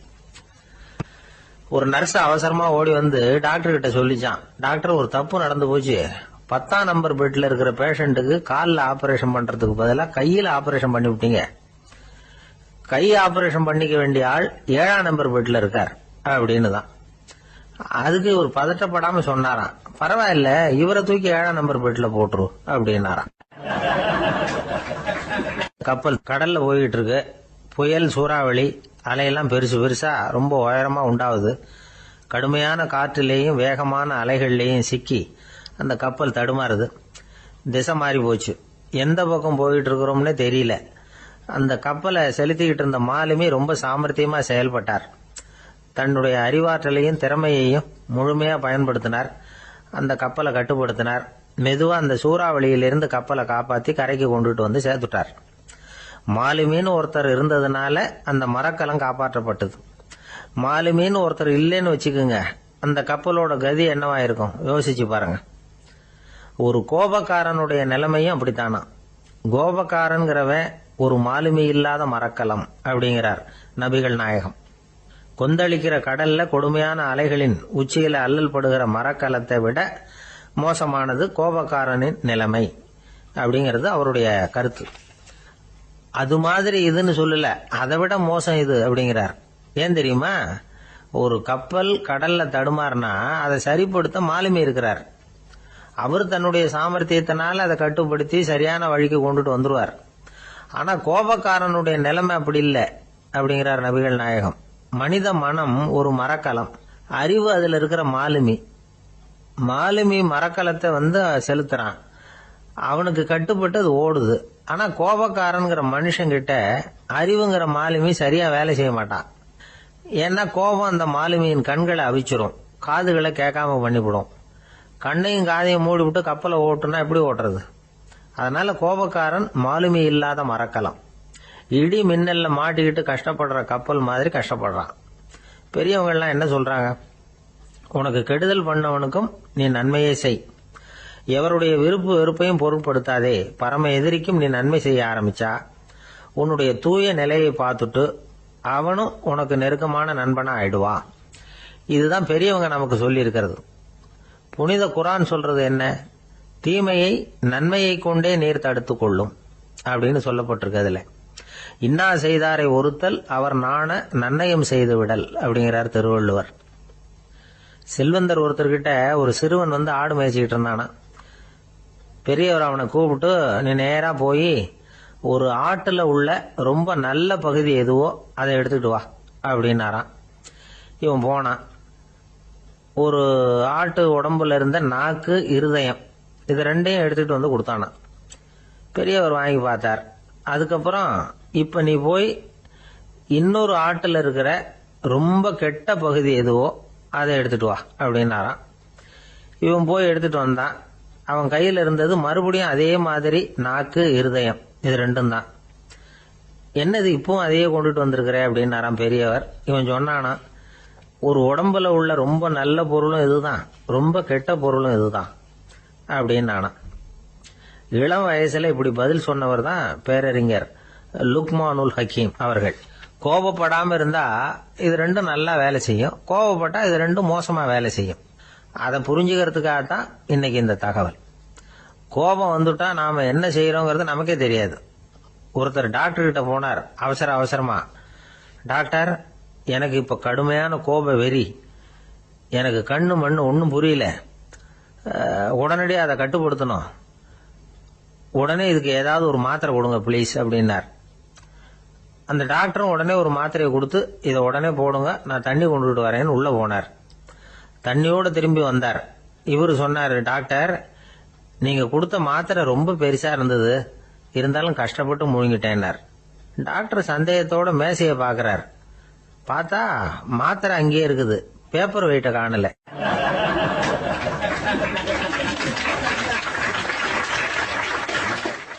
காலை நேரம், கடற்கரை ஓரம், காலை வீசிக்கிட்டு கையை வீசிக்கிட்டு ஏதோ சண்டைக்கு போற சிப்பாய் மாதிரி எல்லாரும் நடந்து போயிட்டு இருக்கிறாங்க. நடைப்பயிற்சி. அதுல நமக்கு தெரிஞ்ச ஒருத்தர் எதிரில் வந்தார் ரொம்ப வேகமா. என்ன சார் வாக்கிங்க அப்படின்னு கேட்டோம். அவரால் ஆமாம்னு பதில் சொல்ல முடியல, அவ்வளவு கஷ்டம். மூச்சு விடுறதுக்கே வாயை திறந்து மூடிட்டு இருக்கிறார். எங்க பேசுறது? கொஞ்சம் நின்று நிதானிச்சு மூச்சு விட்டுட்டு அதுக்கப்புறம் சொன்னார் ஆமா அப்படின்னு. என்ன சார் இவ்வளவு வேகம்னோ? உங்க பேச்சை கேட்டுவிட்டு தான் சார் நடக்க ஆரம்பிச்சோம். நீங்க தான் அடிக்கடி சொல்லிக்கிட்டு இருந்தீங்க நடக்கிறது நல்லதுன்னு. அன்னையிலேருந்து ஆரம்பிச்சுட்டேன், ஆனால் ரொம்ப கஷ்டமா இருக்குது சார். இப்ப பாருங்க, உங்ககிட்ட சுலபமா பேசக்கூட முடியல, மூச்சு வாங்குது, உடம்பு கூட வலிக்கிறது மாதிரி இருக்கு அப்படின்னு அவர் பாட்டுக்கு பேச ஆரம்பிச்சிட்டார். உங்களை யாரு சார் இவ்வளவு வேகமா நடக்க சொன்னது? வேகத்தை குறைங்க, மெதுவா நடங்க அப்படின்னோம். நீங்க நடக்கிறதுனால என்னென்ன சௌகரியம்னு அன்னைக்கு சொன்னீங்களே தவிர சௌகரியமா நடக்கிறது எப்படின்னு சொல்லலையே அப்படின்னாரு அவர். இன்னமும் லேசா மூச்சு வாங்கிட்டே சொன்னா கூட இவர் சொல்றதுல ஒரு நியாயம் இருக்கு. அதனால இந்த நடைப்பயிற்சி பண்றவங்க கவனிக்க வேண்டிய சில முக்கியமான குறிப்புகள் இருக்கு. அது என்னென்னங்கிறத அவங்க தெரிஞ்சுக்கணும். அது தெரிஞ்சு வச்சுக்கிறது நல்லது. இதெல்லாம் மருத்துவ நிபுணர்கள் சொல்ற குறிப்புகள். அவங்க என்ன சொல்றாங்க தெரியுமா? உங்க வயசு 40க்கு மேலையா? உங்க எடை இருக்க வேண்டியதை விட 10 கிலோ அதிகமா இருக்குதா? நீங்க புகை பிடிக்கிறவரா? இதய நோய், ரத்த நாள நோய், உயர் ரத்த அழுத்தம் இப்படி ஏதாவது உங்களுக்கு உண்டா? அப்படின்னா நீங்க உங்க இஷ்டத்துக்கு வரிஞ்சு கட்டிக்கிட்டு நடைப்பயிற்சி பண்ண ஆரம்பிச்சிடாதீங்க. முதல்ல ஒரு மருத்துவ பரிசோதனை பண்ணிக்கங்க, அதுதான் நல்லது அப்படின்னு அவங்க சொல்றாங்க. நடக்கிறப்போ, உடற்பயிற்சி செய்யறப்போ மார்பு பகுதியில அல்லது வேற எங்கேயாவது தொடர்ந்து வலி இருந்ததுன்னா பயிற்சியை நிறுத்தி விட்டு டாக்டரை போய் பார்க்கணும். நடைப்பயிற்சி பண்றப்போ உங்க சக்திக்கு தகுந்த மாதிரி மெதுவா அதிக கஷ்டம் இல்லாம முன்னேறலாம். அங்க என்ன போட்டியா வைக்கிறாங்க? முந்திக்கிட்டு போய் என்ன பண்ண போறோம்? பரிசா வாங்க போறோம். அதனால நிதானம் அவசியம் அப்படிங்கறது அவங்க ஆலோசனை. தொந்தரவு கொடுக்காத ஷூ, ட்ரெஸ் இதுகளை உபயோகப்படுத்துங்க. பாதத்துல ஆடு தசை இருக்குல்ல, அங்க ஏதாவது பிரச்சனை இருந்ததுன்னா டாக்டரை பாருங்க. அந்த பாதத்துல வலி வரும் அந்த இடத்துல. வெயில் காலமா இருந்தா தலைக்கு தொப்பி வச்சுக்கோங்க. பனியில நடந்தாலும் அப்படிதான், தலையை பத்திரமா பாத்துக்குங்க. நம்ம கிட்ட ஏதோ கொஞ்சம் உருப்படியா தெரியறது அதுதானே. உடற்பயிற்சிக்கு முன்னாடி பின்னாடி பயிற்சி செய்யறப்போ நிறைய தண்ணி குடிக்கலாமா. முதல் 1 மாசத்துக்கு கொஞ்சம் தளர்த்தியா சாவகாசமா நடக்கலாம். மணிக்கு 3 அல்லது 4 கிலோமீட்டர் வேகம்னு வச்சுங்களேன். அதுக்கப்புறம் வேகத்தை அதிகப்படுத்தலாம். மணிக்கு 6 அல்லது 8 கிலோமீட்டர் அளவுக்கு நடக்கலாம். நல்லா கையை வீசிக்கிட்டு நடக்கணும். மூச்சு விடுற எண்ணிக்கை அதிகரிக்கணும். இது மாதிரி ஒரு 30 நிமிஷம் நடக்கலாம். தனியா நடந்து போறதுக்கு உங்களுக்கு என்னமோ மாதிரி இருக்குதா? கூட யாரையாவது சேர்த்துக்குங்க. ஒரு குரூப்பா சேர்ந்து போகலாம். நடக்கிறதுங்கிறத ஒரு சந்தோஷமான சமாச்சாரமா ஆக்கிக்கணும். தினம் இப்படி நடக்க வேண்டி இருக்குதே அப்படின்னு புலம்பிக்கிட்டே போகக்கூடாது. சில பேர் நடக்கிறப்போ கடந்த காலத்தை அசை போட்டுக்கிட்டே போவாங்க. சில பேர் வருங்காலத்தை அசை போட்டுக்கிட்டே போவாங்க. சில பேர் முக்கியமான திட்டம்லாம் இப்படி நடக்கிறப்ப தான் தீர்மானம் பண்ணுவாங்க. நடக்கிறதுனால மன இறுக்கம் குறையுது, பரபரப்பு குறையுது, மன ஆற்றல் பெருகுது, தன்னம்பிக்கை வளருது, முதுமை தள்ளி போகுது, செயல்திறன் அதிகரிக்குது. இதை தவிர உடம்புக்கும் பல விதமான சௌகரியங்கள் ஏற்படுது. அதனால இதுவரைக்கும் நடக்க ஆரம்பிக்காதவங்க இனிமே இந்த குறிப்புகளை கவனத்தில் வச்சுக்கிட்டு நடக்க ஆரம்பிச்சுடலாம். சார்லஸ் லேம்ப் அப்படின்னு ஆங்கில இலக்கிய மேதை ஒருத்தர், அவர் ஒரு தரம் உடம்பு சரியில்லைன்னு டாக்டர் கிட்ட போனாராம். டாக்டர் அவரை பார்த்துட்டு, நீங்க தினமும் காலையில வெறும் வயத்துல நடக்கணும் அப்படின்னாராம். வெறும் வயத்துல நடக்கிறதுக்கு நான் தயார், ஆனா வயிறு கிடைக்கணுமே சார், யார் வயத்து மேல நடக்கிறது டாக்டர் அப்படின்னு கேட்டாராம் இவர்.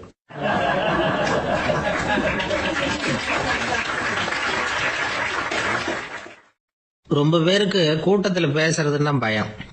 நமக்கு ஒன்றும் தெரியாதுன்னு மற்றவங்க நினைச்சிடக்கூடாதுங்கிற எண்ணம் தான் இதுக்கு காரணம். ரொம்ப முக்கியமான ஒரு கூட்டம்னா பயம் அதிகமா இருக்கும். முக்கியமானவங்கெல்லாம் வருவாங்களே, அவங்கெல்லாம் நம்மளை பத்தி மட்டமா நினைச்சிருவாங்களே அப்படிங்கிற பயம் வந்துடும். ஆனா மேடை பேச்சுங்கிறது அவ்வளவு கடினமான ஒரு காரியம் இல்லைங்கிறாங்க அது சம்பந்தமான நிபுணர்கள். யாரும் பேச்சாளர் ஆகலாம், இது ஒன்றும் பெரிய கிஃப்ட் கிடையாது அப்படின்னு அவங்க சொல்றாங்க. நீங்க ஒரு சிறந்த பேச்சாளர் ஆகணுமா அப்படின்னா அதுக்குன்னு சில ஆலோசனைகளை சொல்லி வச்சிருக்கிறாங்க அனுபவசாலிகள். முதல் ஆலோசனை என்னன்னா, உங்க பேச்சு எளிமையா இருக்கணும். ஏதாவது ஒரு கருத்து அல்லது 2 கருத்து சொன்னா போதும். 20 அல்லது 30 கருத்துக்களை சொல்லிட்டே போகக்கூடாது. 2வது ஆலோசனை, நீங்க என்ன பேச போறீங்கிறது முதல்ல உங்களுக்கு நல்லா புரியணும். அதுக்கப்புறம் தான் அதை அடுத்தவங்களுக்கு புரிய வைக்க முடியும். எப்படி ஆரம்பிக்க போறோம், எந்த கருத்தை முக்கியமா வலியுறுத்த போறோம், எப்படி முடிக்க போறோம் அப்படிங்கறத முதல்ல நல்லா சிந்திச்சு மனசுல வச்சுக்கணும். கடைசியா என்ன சொல்றீங்களோ அதுதான் கேட்கறவங்க மனசுல நிக்கும். 3வது ஆலோசனை என்னன்னா, உங்க பேச்சு சுருக்கமா இருக்கணும். ஒரு 15 நிமிஷம் பேசுறது ரொம்ப பொருத்தம். மணிக்கணக்கில் பேசிக்கிட்டு இருக்கிறது நல்லதில்லை. 4வது ஆலோசனை, நீங்க பேசுறது உண்மையா இருக்கணும். உங்களுக்கு உண்மையான அனுபவங்கள் இருக்கும், அதை சொல்லலாம். உங்களுடைய உண்மையான அனுபவங்களை மற்றவங்களோட பகிர்ந்துக்கணும், அதுதான் முக்கியம். 5வது ஆலோசனை, ஆரம்பத்துல கொஞ்ச நேரம் உங்களை பத்தியும் எதிரில் உள்ளவங்களை பத்தியும் சம்பந்தப்படுத்தி ஏதாவது பேசி ஒரு நெருக்கத்தை ஏற்படுத்திக்கணும். ஒவ்வொருத்தரும் இப்ப இவர் பேச போறது நம்ம சம்பந்தப்பட்டது அப்படின்னு நினைக்க ஆரம்பிச்சிருவாங்கல்ல, அதுக்கப்புறம் அவங்க கேட்க தயாராயிட்டாங்கன்னு அர்த்தம். எதிரில் உட்காந்துருக்கிற கூட்டத்தில இருந்து 3 பேரை தேர்ந்தெடுங்க. அதாவது வலது பக்கம் ஒருத்தர், நடுவுல ஒருத்தர், இடது பக்கம் ஒருத்தர். அதாவது உங்களை ரொம்ப கனிவாகவும் ஆர்வமாகவும் பார்க்கிறவரா பார்த்து தேர்ந்தெடுத்துங்க மனசுக்குள்ள. நீங்க பேசும்பொழுது என்ன பண்ணணும்னா, இவங்களை நேருக்கு நேரா மாறி மாறி பார்த்துக்கிட்டே பேசுனீங்கன்னா நீங்க ஏதோ ஒட்டுமொத்த கூட்டத்தையும் பார்த்து பேசுறதாக ஒரு உணர்வு அது ஏற்படுத்திவிடும். 6வது ஆலோசனை என்னன்னா, சொற்பொழிவுன்னா நீங்க பேசணும், படிக்கக்கூடாது. எழுதி படிக்கிறது நல்லா இருக்காது. குறிப்புகள் வேணும்னா வச்சுக்கலாம். படிக்கிறது பேப்பர்ல இருந்து வர்றது மாதிரி இருக்கும், பேசுறது இதயத்திலிருந்து வர்றது மாதிரி இருக்கும். அப்புறம் 7வது ஆலோசனை சொல்றாங்க. அது என்னன்னா, மேடையில ஏறி நின்ன உடனே இயல்பா மூச்சை இழுத்து விட்டுங்க, இயல்பு நிலைக்கு வாங்க, அதுக்கப்புறம் இயல்பா பேச ஆரம்பிக்கலாம் அப்படிங்கிறாங்க. இவ்வளவும் பேச்சு கலையில் வல்லுநர்களா இருக்கிறவங்க சொல்லுகிற ஆலோசனைகள். இதையெல்லாம் கடைபிடிச்சா நமக்கும் அதுக்கும் வெகு தூரம்னு நினைச்சுக்கிட்டு இருந்த ஒண்ணு இப்ப கிட்டத்துல நெருங்கி வந்துடும். நாம சொல்றபடியெல்லாம் அது கேட்கும். ஒரு பேச்சாளர், அவருக்கு சுருக்கமாவே பேச தெரியாது. மேடையில ஏற்றி விட்டுட்டா போதும், ஆரம்பிச்சிருவார், நிறுத்த மாட்டார், பேசிக்கிட்டே இருப்பார். ஒரு தடவை அவர் ஒரு கூட்டத்துல ரொம்ப நேரம் பேசிக்கிட்டே இருக்கிறார். எதிரில் பொறுமை இழந்த ஒருத்தர் தன்னுடைய கை கடிகாரத்தை காட்டினார். அதை கவனிச்ச பேச்சாளர், மன்னிக்கணும், கை கடிகாரம் நான் கொண்டுகிட்டு வர மறந்துட்டேன், அதுதான் நேரம் போனதே தெரியல அப்படின்னு சொல்லியிருக்கிறார். இதுக்கு அவர் சொன்னாராம் கோபமா, ஏய்யா கடிகாரத்தை தான் பார்க்க முடியல, மறந்துட்டேன், பக்கத்துல மாட்டிருக்கிற கேலண்டரையாவது பார்க்க கூடாதா அப்படின்னாராம்.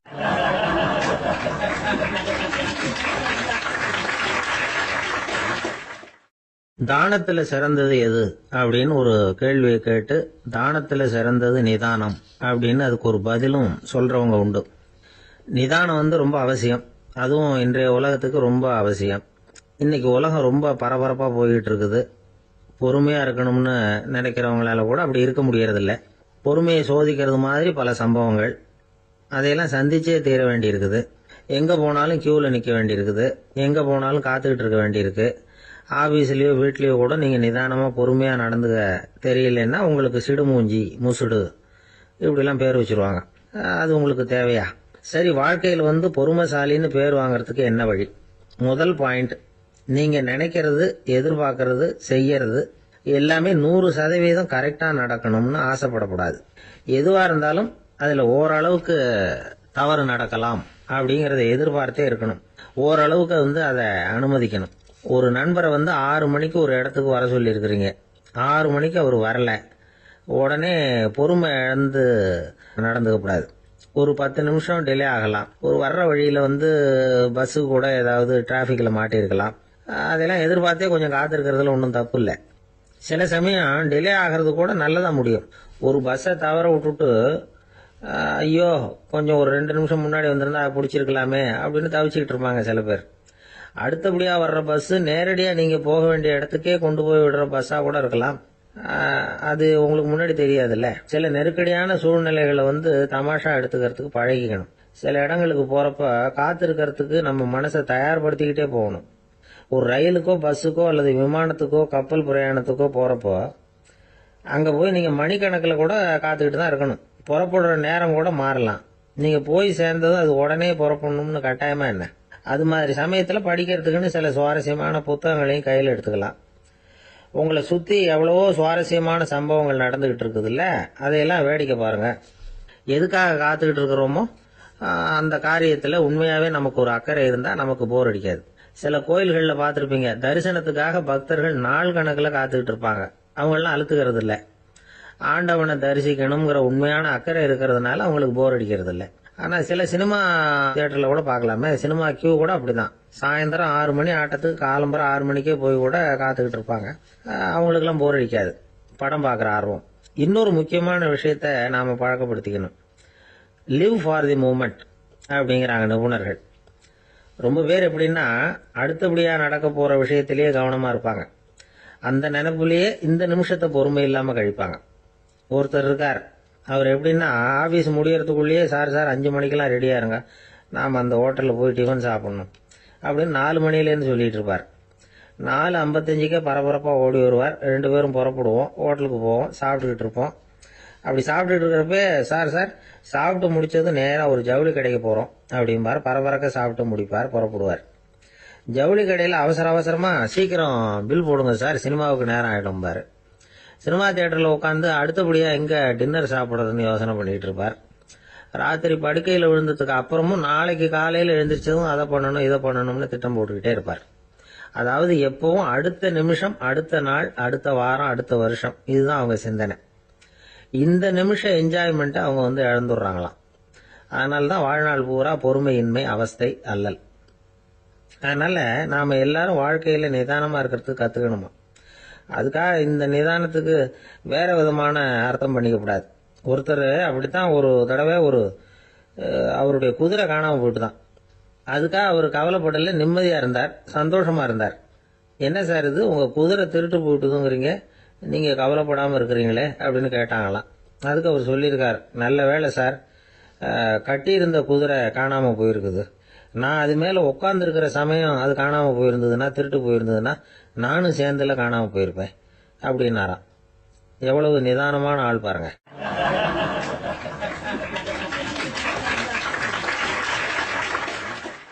ஒரு ஊர்ல ஒரு சித்தர் இருந்தார், சூஃபி சித்தர்.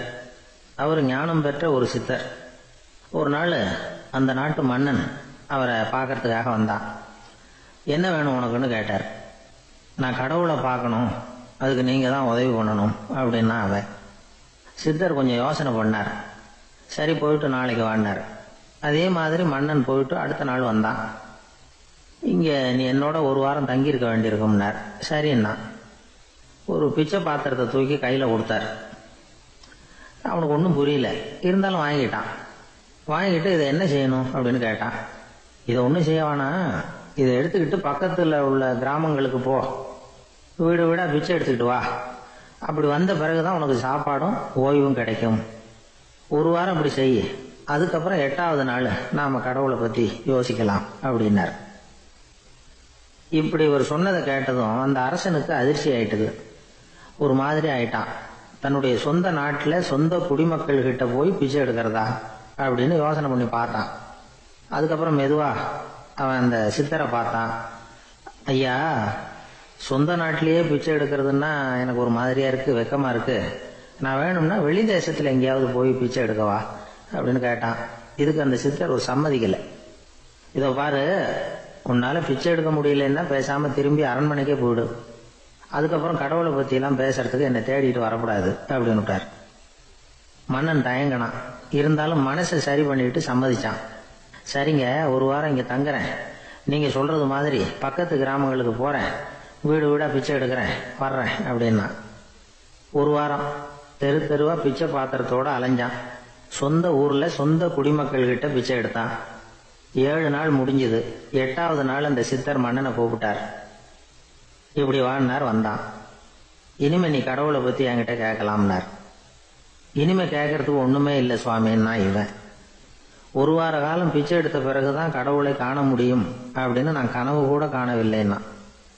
அப்படின்னா நீ பிச்சை எடுத்த காலத்துல அப்படி என்னதான் நடந்தது அப்படின்னு கேட்டார் அவரு. சுவாமி, ஒரு வார காலம் பிச்சை எடுத்ததுல என்னுடைய ஆணவம் அழிஞ்சுட்டுது. அது இப்போ இருக்கிற இடமே தெரியல. இப்போ அதை காணவே காணோம். பிச்சைக்காரனா இருந்தப்போ பெற்றதை மன்னனாக இருக்கும்போது பெற முடியாதுங்கிறத புரிஞ்சுக்கிட்டேன் அப்படின்னா மன்னன். அடக்கம் பிறந்தவுடன் தெய்வீக கதவுகள் திறந்து கொள்ளுகின்றன அப்படிங்கிறார் ஓஷோ. நம்மால் ஒருத்தன் ஆணவம் அழியணுங்கிறதுக்காக ஒரு திருவோட்டை எடுத்துக்கிட்டு தெரு தெருவா பிச்சை எடுக்க ஆரம்பிச்சான். என்ன, தெய்வீக கதவுகள் திறந்துதா அப்படின்னு கேட்டார் ஒருத்தர். தெய்வீக கதவு திறக்கிறதுக்கு முன்னாடியே எங்க வீட்டு கதவு சாத்திக்கிட்டுதுன்னா. என்னடா சொல்றேன்னார். இனிமே வீட்டுக்குள்ளேயே வர வேணாம், இதையே தொழிலா வச்சுக்கோ அப்படின்னு எங்க வீட்டுல சொல்லிவிட்டாங்க சார் அப்படின்னா.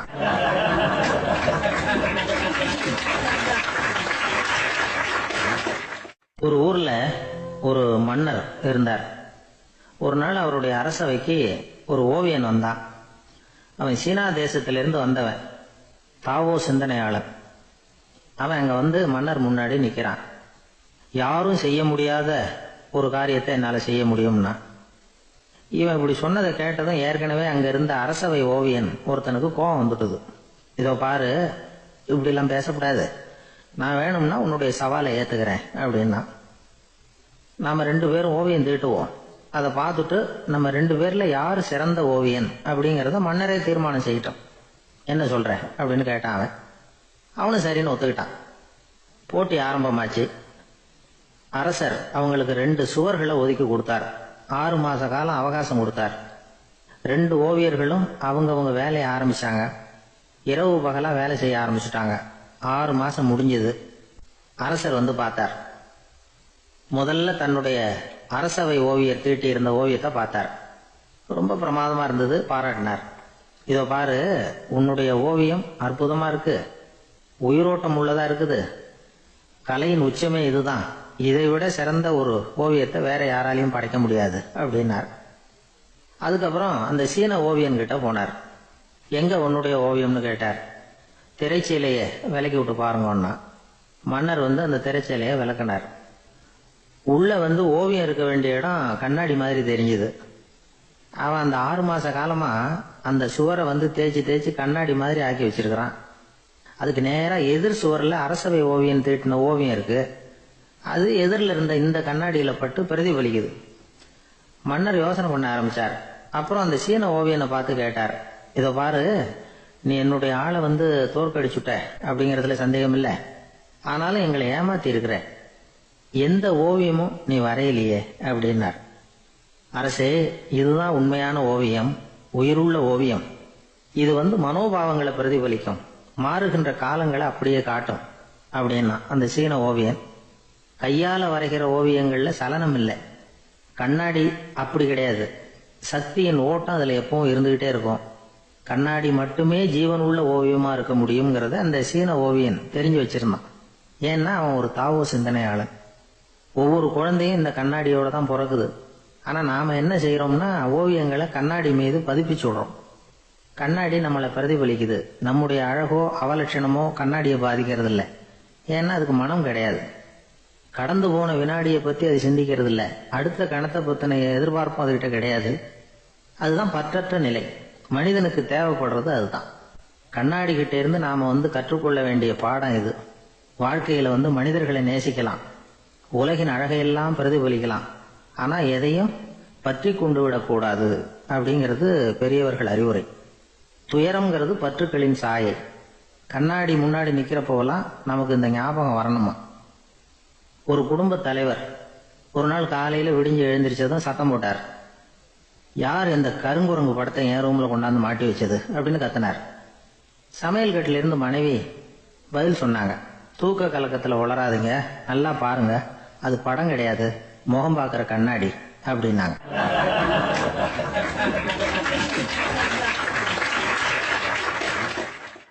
அர்ஜுனன் கேட்ட கேள்விக்கெல்லாம் பகவான் கண்ணன் பதில் சொன்னார். அதுக்கு பேரு பகவத்கீதை. அதே மாதிரி உத்தவன் கேட்ட கேள்விக்கும் அவர் பதில் சொல்லியிருக்கிறார். அதுக்கு என்ன பேருனா உத்தவ கீதைன்னு பேர். அது சரி, உத்தவன்னா யாரு? கண்ணனுக்கு சின்ன வயசுல இருந்தே தேர் ஓட்டிக்கிட்டு இருந்தவன் அவன் தான். குருஷேத்திர போர் முடிஞ்சது. அதர்மத்தை அழிச்சு தர்மத்தை நிலைநாட்டி தர்மனுக்கு முடிச்சு விட்டினார் கண்ணபிரான். அதுக்கப்புறம் துவாரகைக்கு திரும்பினார். தான் வந்த காரியம் முடிஞ்சது. அதனால இளமையிலிருந்தே தனக்கு தேரோட்டியா இருந்து வந்த உத்தவனை கூப்பிட்டார். பாருப்பா, உனக்கு வேணுங்கிறத கேளுன்னார். அவன் தனக்குன்னு எதையும் கேட்கறதுக்கு ஆசைப்படல. இருந்தாலும் கேள்வி கேட்கறதுல அவன் ரொம்ப கெட்டிக்காரன். அதனால கேட்க ஆரம்பிச்சான். பரந்தாமா, ராஜசூய யாகத்துக்கு தர்மனை கூப்பிட்டு தன்னுடைய அரண்மனையில விருந்து வச்சான் துரியோதனன். அதுக்கப்புறம் சூதாட்டத்துக்கு கூப்பிட்டான். தர்மன் தோல்வி அடைகிற மாதிரி பண்ணிவிட்டான். நீங்க தான் முக்காலமும் உணர்ந்தவராச்சே, சூதாட்டத்துல தர்மர் ஜெயிக்கிறது மாதிரி பண்ணியிருக்க கூடாதா?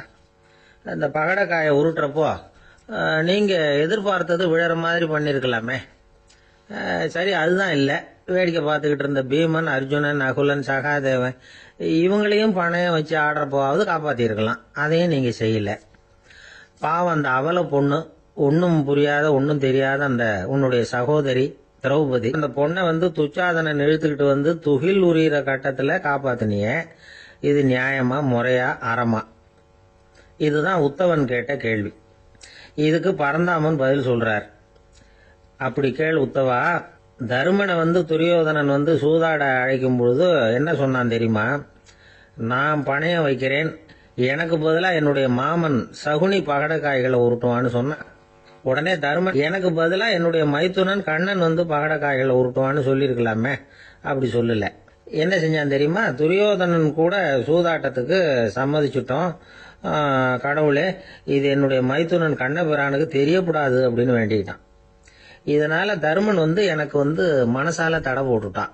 அதனால அரண்மனைக்கு வெளியிலேயே என்னை கூப்பிடுவாங்கன்னு நான் காத்துக்கிட்டு இருந்தேன். பீமன், அர்ஜுனன், நகுலன், சகாதேவன், திரௌபதி இவங்களை பணையம் வச்சு ஆடுறப்போவாவது கூப்பிடுவாங்கன்னு பார்த்தேன். அப்பவும் அவங்க என்ன கூப்பிடல நினைக்கல. திரௌபதியை துச்சாதனன் கூந்தலை பிடிச்சி இழுக்கிறான். அப்போ கூட அவ தன்னுடைய உடல் பலத்தால தடுக்கிறதுக்கு முயற்சி பண்ணாலே தவிர என்ன நினைக்கல. துரியோதனன் சபைக்கு இழுத்து செல்லப்பட்ட திரௌபதி அறநூல்களையும் அரச நீதிகளையும் சொல்லிக்கிட்டு இருந்தாலே தவிர என்ன நினைச்சே பார்க்கல. துகில் உரியிற கட்டத்துல தான் ஹரி ஹரி கண்ணா பறந்தாமன்னு கூப்பிட்டா. அதனாலதான் அப்ப போய் நான் காப்பாத்தினேன் அப்படின்னா பறந்தாமன். அப்படின்னா நீ அழைச்சாதான் போவியா, நீயா போக மாட்டியா அப்படின்னு கேக்குறான் உத்தவன். ஆமா, நான் கூப்பிட்டாதான் போவேன். மனிதர்கள் செய்யக்கூடிய செயல்களை எல்லாம் அவங்கவுங்க போக்கிலேயே விட்டுட்டு வேடிக்கை பார்த்துக்கிட்டு இருப்பேன். நான் குறுக்கிட்டு ஒண்ணுமே செய்ய மாட்டேன் அப்படின்னா பரந்தாமன். மனுஷன் தவறு பண்ணுனா திருத்த மாட்டியா, சும்மா பார்த்துக்கிட்டு தான் உட்காந்துருப்பியா அப்படின்னு கேட்கறான் உத்தவன். நான் மனுஷனுடைய உள்ளத்தில் இருக்கிறப்போ என் எதிரில் மனுஷன் தவறு பண்ண மாட்டான் அப்படின்னு ஆனா கண்ணன். அதாவது யார் நினைக்கிறாங்களோ அவங்க உள்ளத்துல எல்லாம் அவன் இருக்கிறான். அப்படி இருக்கிறப்போ தவறு செய்ய மனுஷன் அஞ்சுவான். இதுதான் உத்தவ கீதைங்கிறது. இந்த காலத்திலயும் சில பேர் பகவான் மாதிரி அடுத்தவங்க கஷ்டப்படுறத வேடிக்கை பார்த்துக்கிட்டு இருக்கிறது உண்டு. அன்னைக்கு அப்படித்தான் நடுத்தெருவில் ஒரு திருடனை பிடிச்சி எல்லாரும் சேர்ந்து அடிச்சுக்கிட்டு இருக்கிறாங்க. ஒரு ஆள் மட்டும் தள்ளி நின்று அதை வேடிக்கை பார்த்துக்கிட்டு இருக்கான். பார்த்துக்கிட்டு சிரிச்சுக்கிட்டு இருக்கிறான். என்ன சார் இது, பாவம் அந்த ஆளை போட்டு அப்படி அடிக்கிறாங்களே அப்படின்னும். அடிக்கட்டும் சார், அவன் அடி வாங்க வேண்டிய ஆள் தான் அப்படின்னா அவன். ஏன் சார் அப்படி சொல்கிறீங்க அப்படின்னு கேட்டோம். பின்ன என்ன சார், நான் ஒருத்தர் பையில் இருந்த பர்ஸை எடுக்கிறதுக்கு முயற்சி பண்ணிக்கிட்டு இருந்தேன், அதுக்குள்ளே அவன் முந்திக்கிட்டு அப்வேஸ் பண்ணிவிட்டான், பர்ஸை அவன் எடுத்துட்டான். பார்க்கறதுன்னா எடுக்கிறது அவனா? என்ன சார் நியாயம் இது, நல்லா வாங்கட்டும் அப்படிங்கிறான்.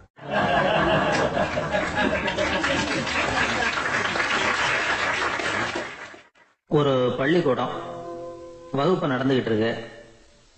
ஆசிரியர் பாடம் நடத்திக்கிட்டு இருக்கிறார். நடத்தி முடிச்ச உடனே கேட்டார், மாணவர்களே, இதுவரைக்கும் நான் நடத்தின பாடத்துல உங்களுக்கு ஏதாவது சந்தேகம் இருக்கா அப்படின்னு கேட்டார். அப்புறம் ஒவ்வொருத்தராக கேட்டார். ஒரு மாணவன் எழுந்திருச்சான். சார், எனக்கு சந்தேகம் எதுவுமே இல்லைன்னா. ஏன்னு கேட்டார். ஏன்னா எனக்கு நீங்க நடத்தின பாடம் தெளிவா புரிஞ்சுட்டுது, அதனால சந்தேகம் வரலன்னா. இன்னொரு மாணவன் எழுந்திருச்சான். சார், எனக்கும் சந்தேகம் எதுவும் இல்லைன்னா. ஏண்டான்னு கேட்டார். ஏன்னா எனக்கு நீங்க நடத்தின பாடம் எதுவுமே புரியல, அதனால சந்தேகம் வரல அப்படின்னா. இந்த இடத்துல நாம கொஞ்சம் சிந்திச்சு பார்க்கணும். இந்த உலகத்துல எல்லாம் புரிஞ்ச ஒருத்தனுக்கும் சந்தேகம் வராது, எதுவுமே புரியாத ஒருத்தனுக்கும் சந்தேகம் வராது. அறகுறையா புரிஞ்சுக்கிட்டவன் இருக்கான் பாருங்க, அவனுக்கு தான் அடிக்கடி சந்தேகம் வரும். ஆக மாணவர்களை இந்த 3 வகையா பிரிக்கலாம். அதே மாதிரி தான் மனிதர்களையும் 3 வகையா பிரிக்கிறாங்க ஆன்மீகவாதிகள். ஒரு ஆன்மீக பெரியவர் என்ன சொல்றாரு தெரியுமா? இந்த உலகத்துல 3 வகையான மனிதர்கள் இருக்கிறாங்களாம். முதல் வகை எப்படி தெரியுமா? இவங்களுக்கு எதையும் தெரிஞ்சுக்கணுங்கிற அவசியமே கிடையாது. ஏன்னா அவங்களுக்கு எல்லாமும் தெரியும். இவங்க ஞானத்தின் முழு வடிவா இருக்கிற காரணத்தினால அவங்களுக்கு எந்த சந்தேகமும் இல்லை, எந்த கேள்விகளும் கிடையாது. இந்த நிலையில இருக்கிறவன் கிருஷ்ணன். எல்லாத்துக்கும் விட தெரிஞ்சுக்கிட்ட நிலையில அவன் விடையாக மாறிவிட்டான் அப்படின்னு சொல்லுவாங்க. 2வது நிலையில இருக்கிறவன் அர்ஜுனன். இவனுக்கு எப்போ பார்த்தாலும் கேள்விதான், சந்தேகம்தான். பதில் சொல்ல சொல்ல அவனுக்கு இருக்கிற சந்தேகமும் அதிகமாகிட்டே இருக்கும், குறையவே குறையாது. அர்ஜுனன் மாதிரி உள்ளவங்க எப்பவும் கேள்வி கேட்டுக்கிட்டே இருப்பாங்க. ஒரு கேள்விக்கு விட கிடைச்சுட்டுன்னு வைங்க, உடனே இன்னொரு கேள்வி அவங்க கிட்ட இருந்து வரும். கிருஷ்ணனுடைய நிலை எப்படின்னா அது கேள்விகளே அற்ற ஒரு நிலை. அர்ஜுனனுடைய நிலை எப்படின்னா அது கேள்விகளை தவிர வேறு எதுவும் அற்ற ஒரு நிலை. இவங்களை தவிர இன்னொரு ஆள் இருக்கிறான், அவனுக்கும் கேள்விகள் அற்ற ஒரு நிலை தான். அவன் யாருன்னா துரியோதனன். இவனுக்கு தெரிஞ்சுக்கணுங்கிற எண்ணமே சுத்தமா கிடையாது. ஆவலே இல்லைங்கிறதுனால அதை புரிஞ்சுக்கணுங்கிற அவசியமும் இல்லை. அதனால அவனுக்கு கேள்விகள் அற்ற ஒரு நிலையில அவன் இருந்துகிட்டு இருக்கிறான். எல்லா பதிலும் தெரிந்து கொண்ட நிலையில கிருஷ்ணனும் கேள்விகள் அற்ற நிலையில இருக்கிறான். தெரிஞ்சுக்கணுங்கிற ஆவலே இல்லாத துரியோதனனும் கேள்விகள் அற்ற நிலையிலே இருக்கிறான். இப்படியும் இல்லாம அப்படியும் இல்லாம 2ம் கெட்டான் நிலையில இருக்கிறானே, அவன் தான் அர்ஜுனன். அதனால பெரியவங்கள்லாம் என்ன சொல்றாங்கன்னா, இந்த உலகத்துல அர்ஜுனன்களா இருக்கிறவங்க ஒண்ணு துரியோதனனா மாறிடணும், இல்லைன்னா கிருஷ்ணனா மாறிடணும். இதை தவிர வேற வாய்ப்பு இல்லை. துரியோதனன் மாதிரி உள்ளது விலங்கு நிலை, கிருஷ்ணன் மாதிரி உள்ளது தெய்வ நிலை. அர்ஜுனன் விலங்காவும் ஆக முடியல, தெய்வமாவும் ஆக முடியல. இப்படி 2ம் கெட்டானா இருக்கிற வரைக்கும் இந்த கேள்விகளும் பிரச்சனைகளும் இருந்துகிட்டே தான் இருக்கும். இதுதான் பெரியவர்கள் சொல்லுகிற அனுபவ உண்மை. ஒரு ஆசிரியர் ரொம்ப விரிவா விளக்கமா பாடம் நடத்தின பிறகு, மாணவர்களே ஏதாவது சந்தேகம் இருந்தா கேளுங்கன்னாராம். ஒரு மாணவன் எழுந்திருச்சான். சார், எனக்கு ஒரு சந்தேகம்னா. என்னன்னு கேட்டார். இது வரைக்கும் என்ன பாடம் சார் நடத்தினீங்க அப்படின்னா அந்த பையன்.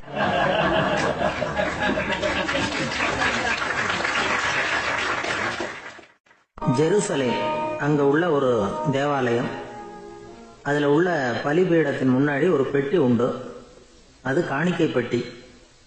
ஆலயத்துக்கு வர்றவங்க பிரார்த்தனை பண்ணிவிட்டு திரும்பி போற சமயத்துல அந்த பெட்டியில காணிக்கை போடுவாங்க. அவங்களால எவ்வளவு முடியுமோ அவ்வளவு போடுறது வழக்கம். அவங்கவுங்க வசதிக்கு தகுந்த மாதிரி போடுவாங்க.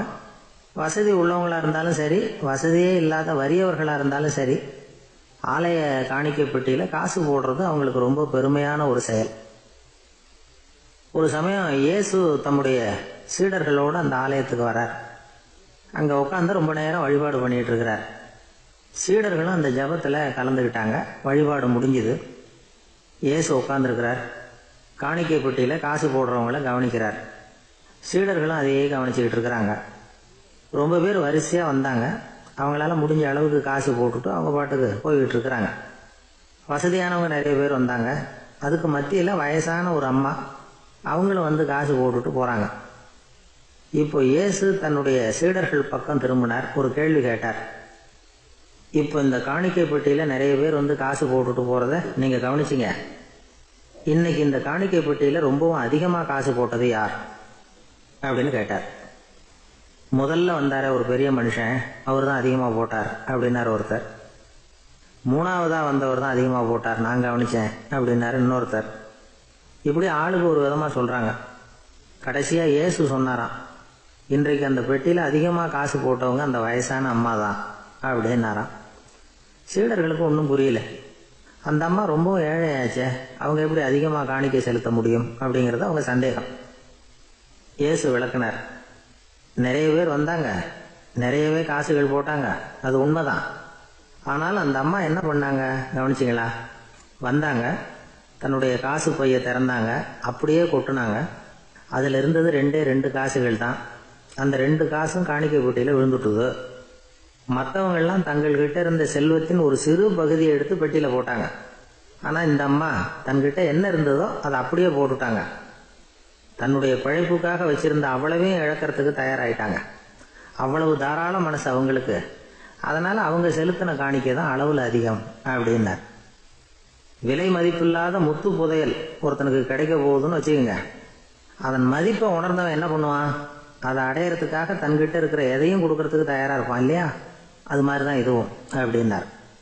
உலக மதிப்பீடுகளை துரும்பா தூசியா மதித்து அதையெல்லாம் உதறி விடுகிறவன் இறையருள் அப்படிங்கிற இணையில்லாத செல்வத்தை பெறுகிறான் அப்படிங்கிறது இதில் உள்ள கருத்து. இறைவனுக்காக இழப்பதுன்னா துன்பப்படுகிறவர்களுக்காக, ஏழைகளுக்காக, ஏதுமற்றவர்களுக்காக இழப்பது அப்படின்னு அர்த்தம். உங்கள் அயலானுக்கு நீங்கள் என்ன உதவி செய்தாலும் அதை எனக்கே செய்கிறீர்கள் அப்படின்னு இயேசு சொல்லியிருக்கிறார். அடுத்தவங்களுக்கு உதவணுங்கிற குணம் இன்னைக்கு ரொம்ப குறைஞ்சி போச்சு. ஒருத்தன் வாழைப்பழத்தோல் வழுக்கி கீழே விழுந்துட்டான். பக்கத்தில் இருந்த நண்பன் உடனே இவனை தூக்கிக்கிட்டு போய் ஆஸ்பத்திரியில் சேர்த்துட்டான். அதுக்கப்புறம் சொன்னான், நீ அந்த வாழைப்பழத்தோலில் காலை வைக்க போகிறத முன்னாடியே நான் கவனிச்சுட்டேன் அப்படின்னு நானா. அப்படின்னா அப்போவே நீ எனக்கு உதவி செஞ்சுருக்கலாமே அப்படின்னு நானா அவன். நான் டாக்டருக்கு உதவலாம்னு நினச்சிட்டேன் அப்படின்னா இவன்.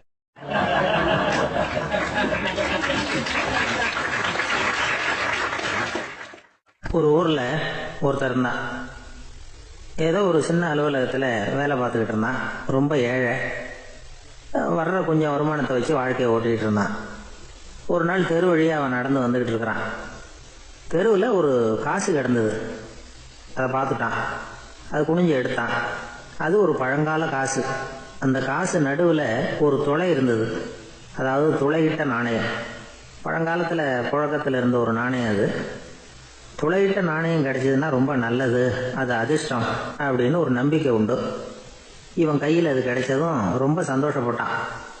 இனிமேல் என்னுடைய கஷ்டம்லாம் தீரப்போகுது, அதிர்ஷ்டம் என்னை தேடி வரும், நான் பணக்காரன் ஆகிடுவேன் அப்படின்னு சொல்லிட்டு அந்த காசை தன்னுடைய கோட்டு பையில் பத்திரமா போட்டு வச்சுக்கிட்டான்.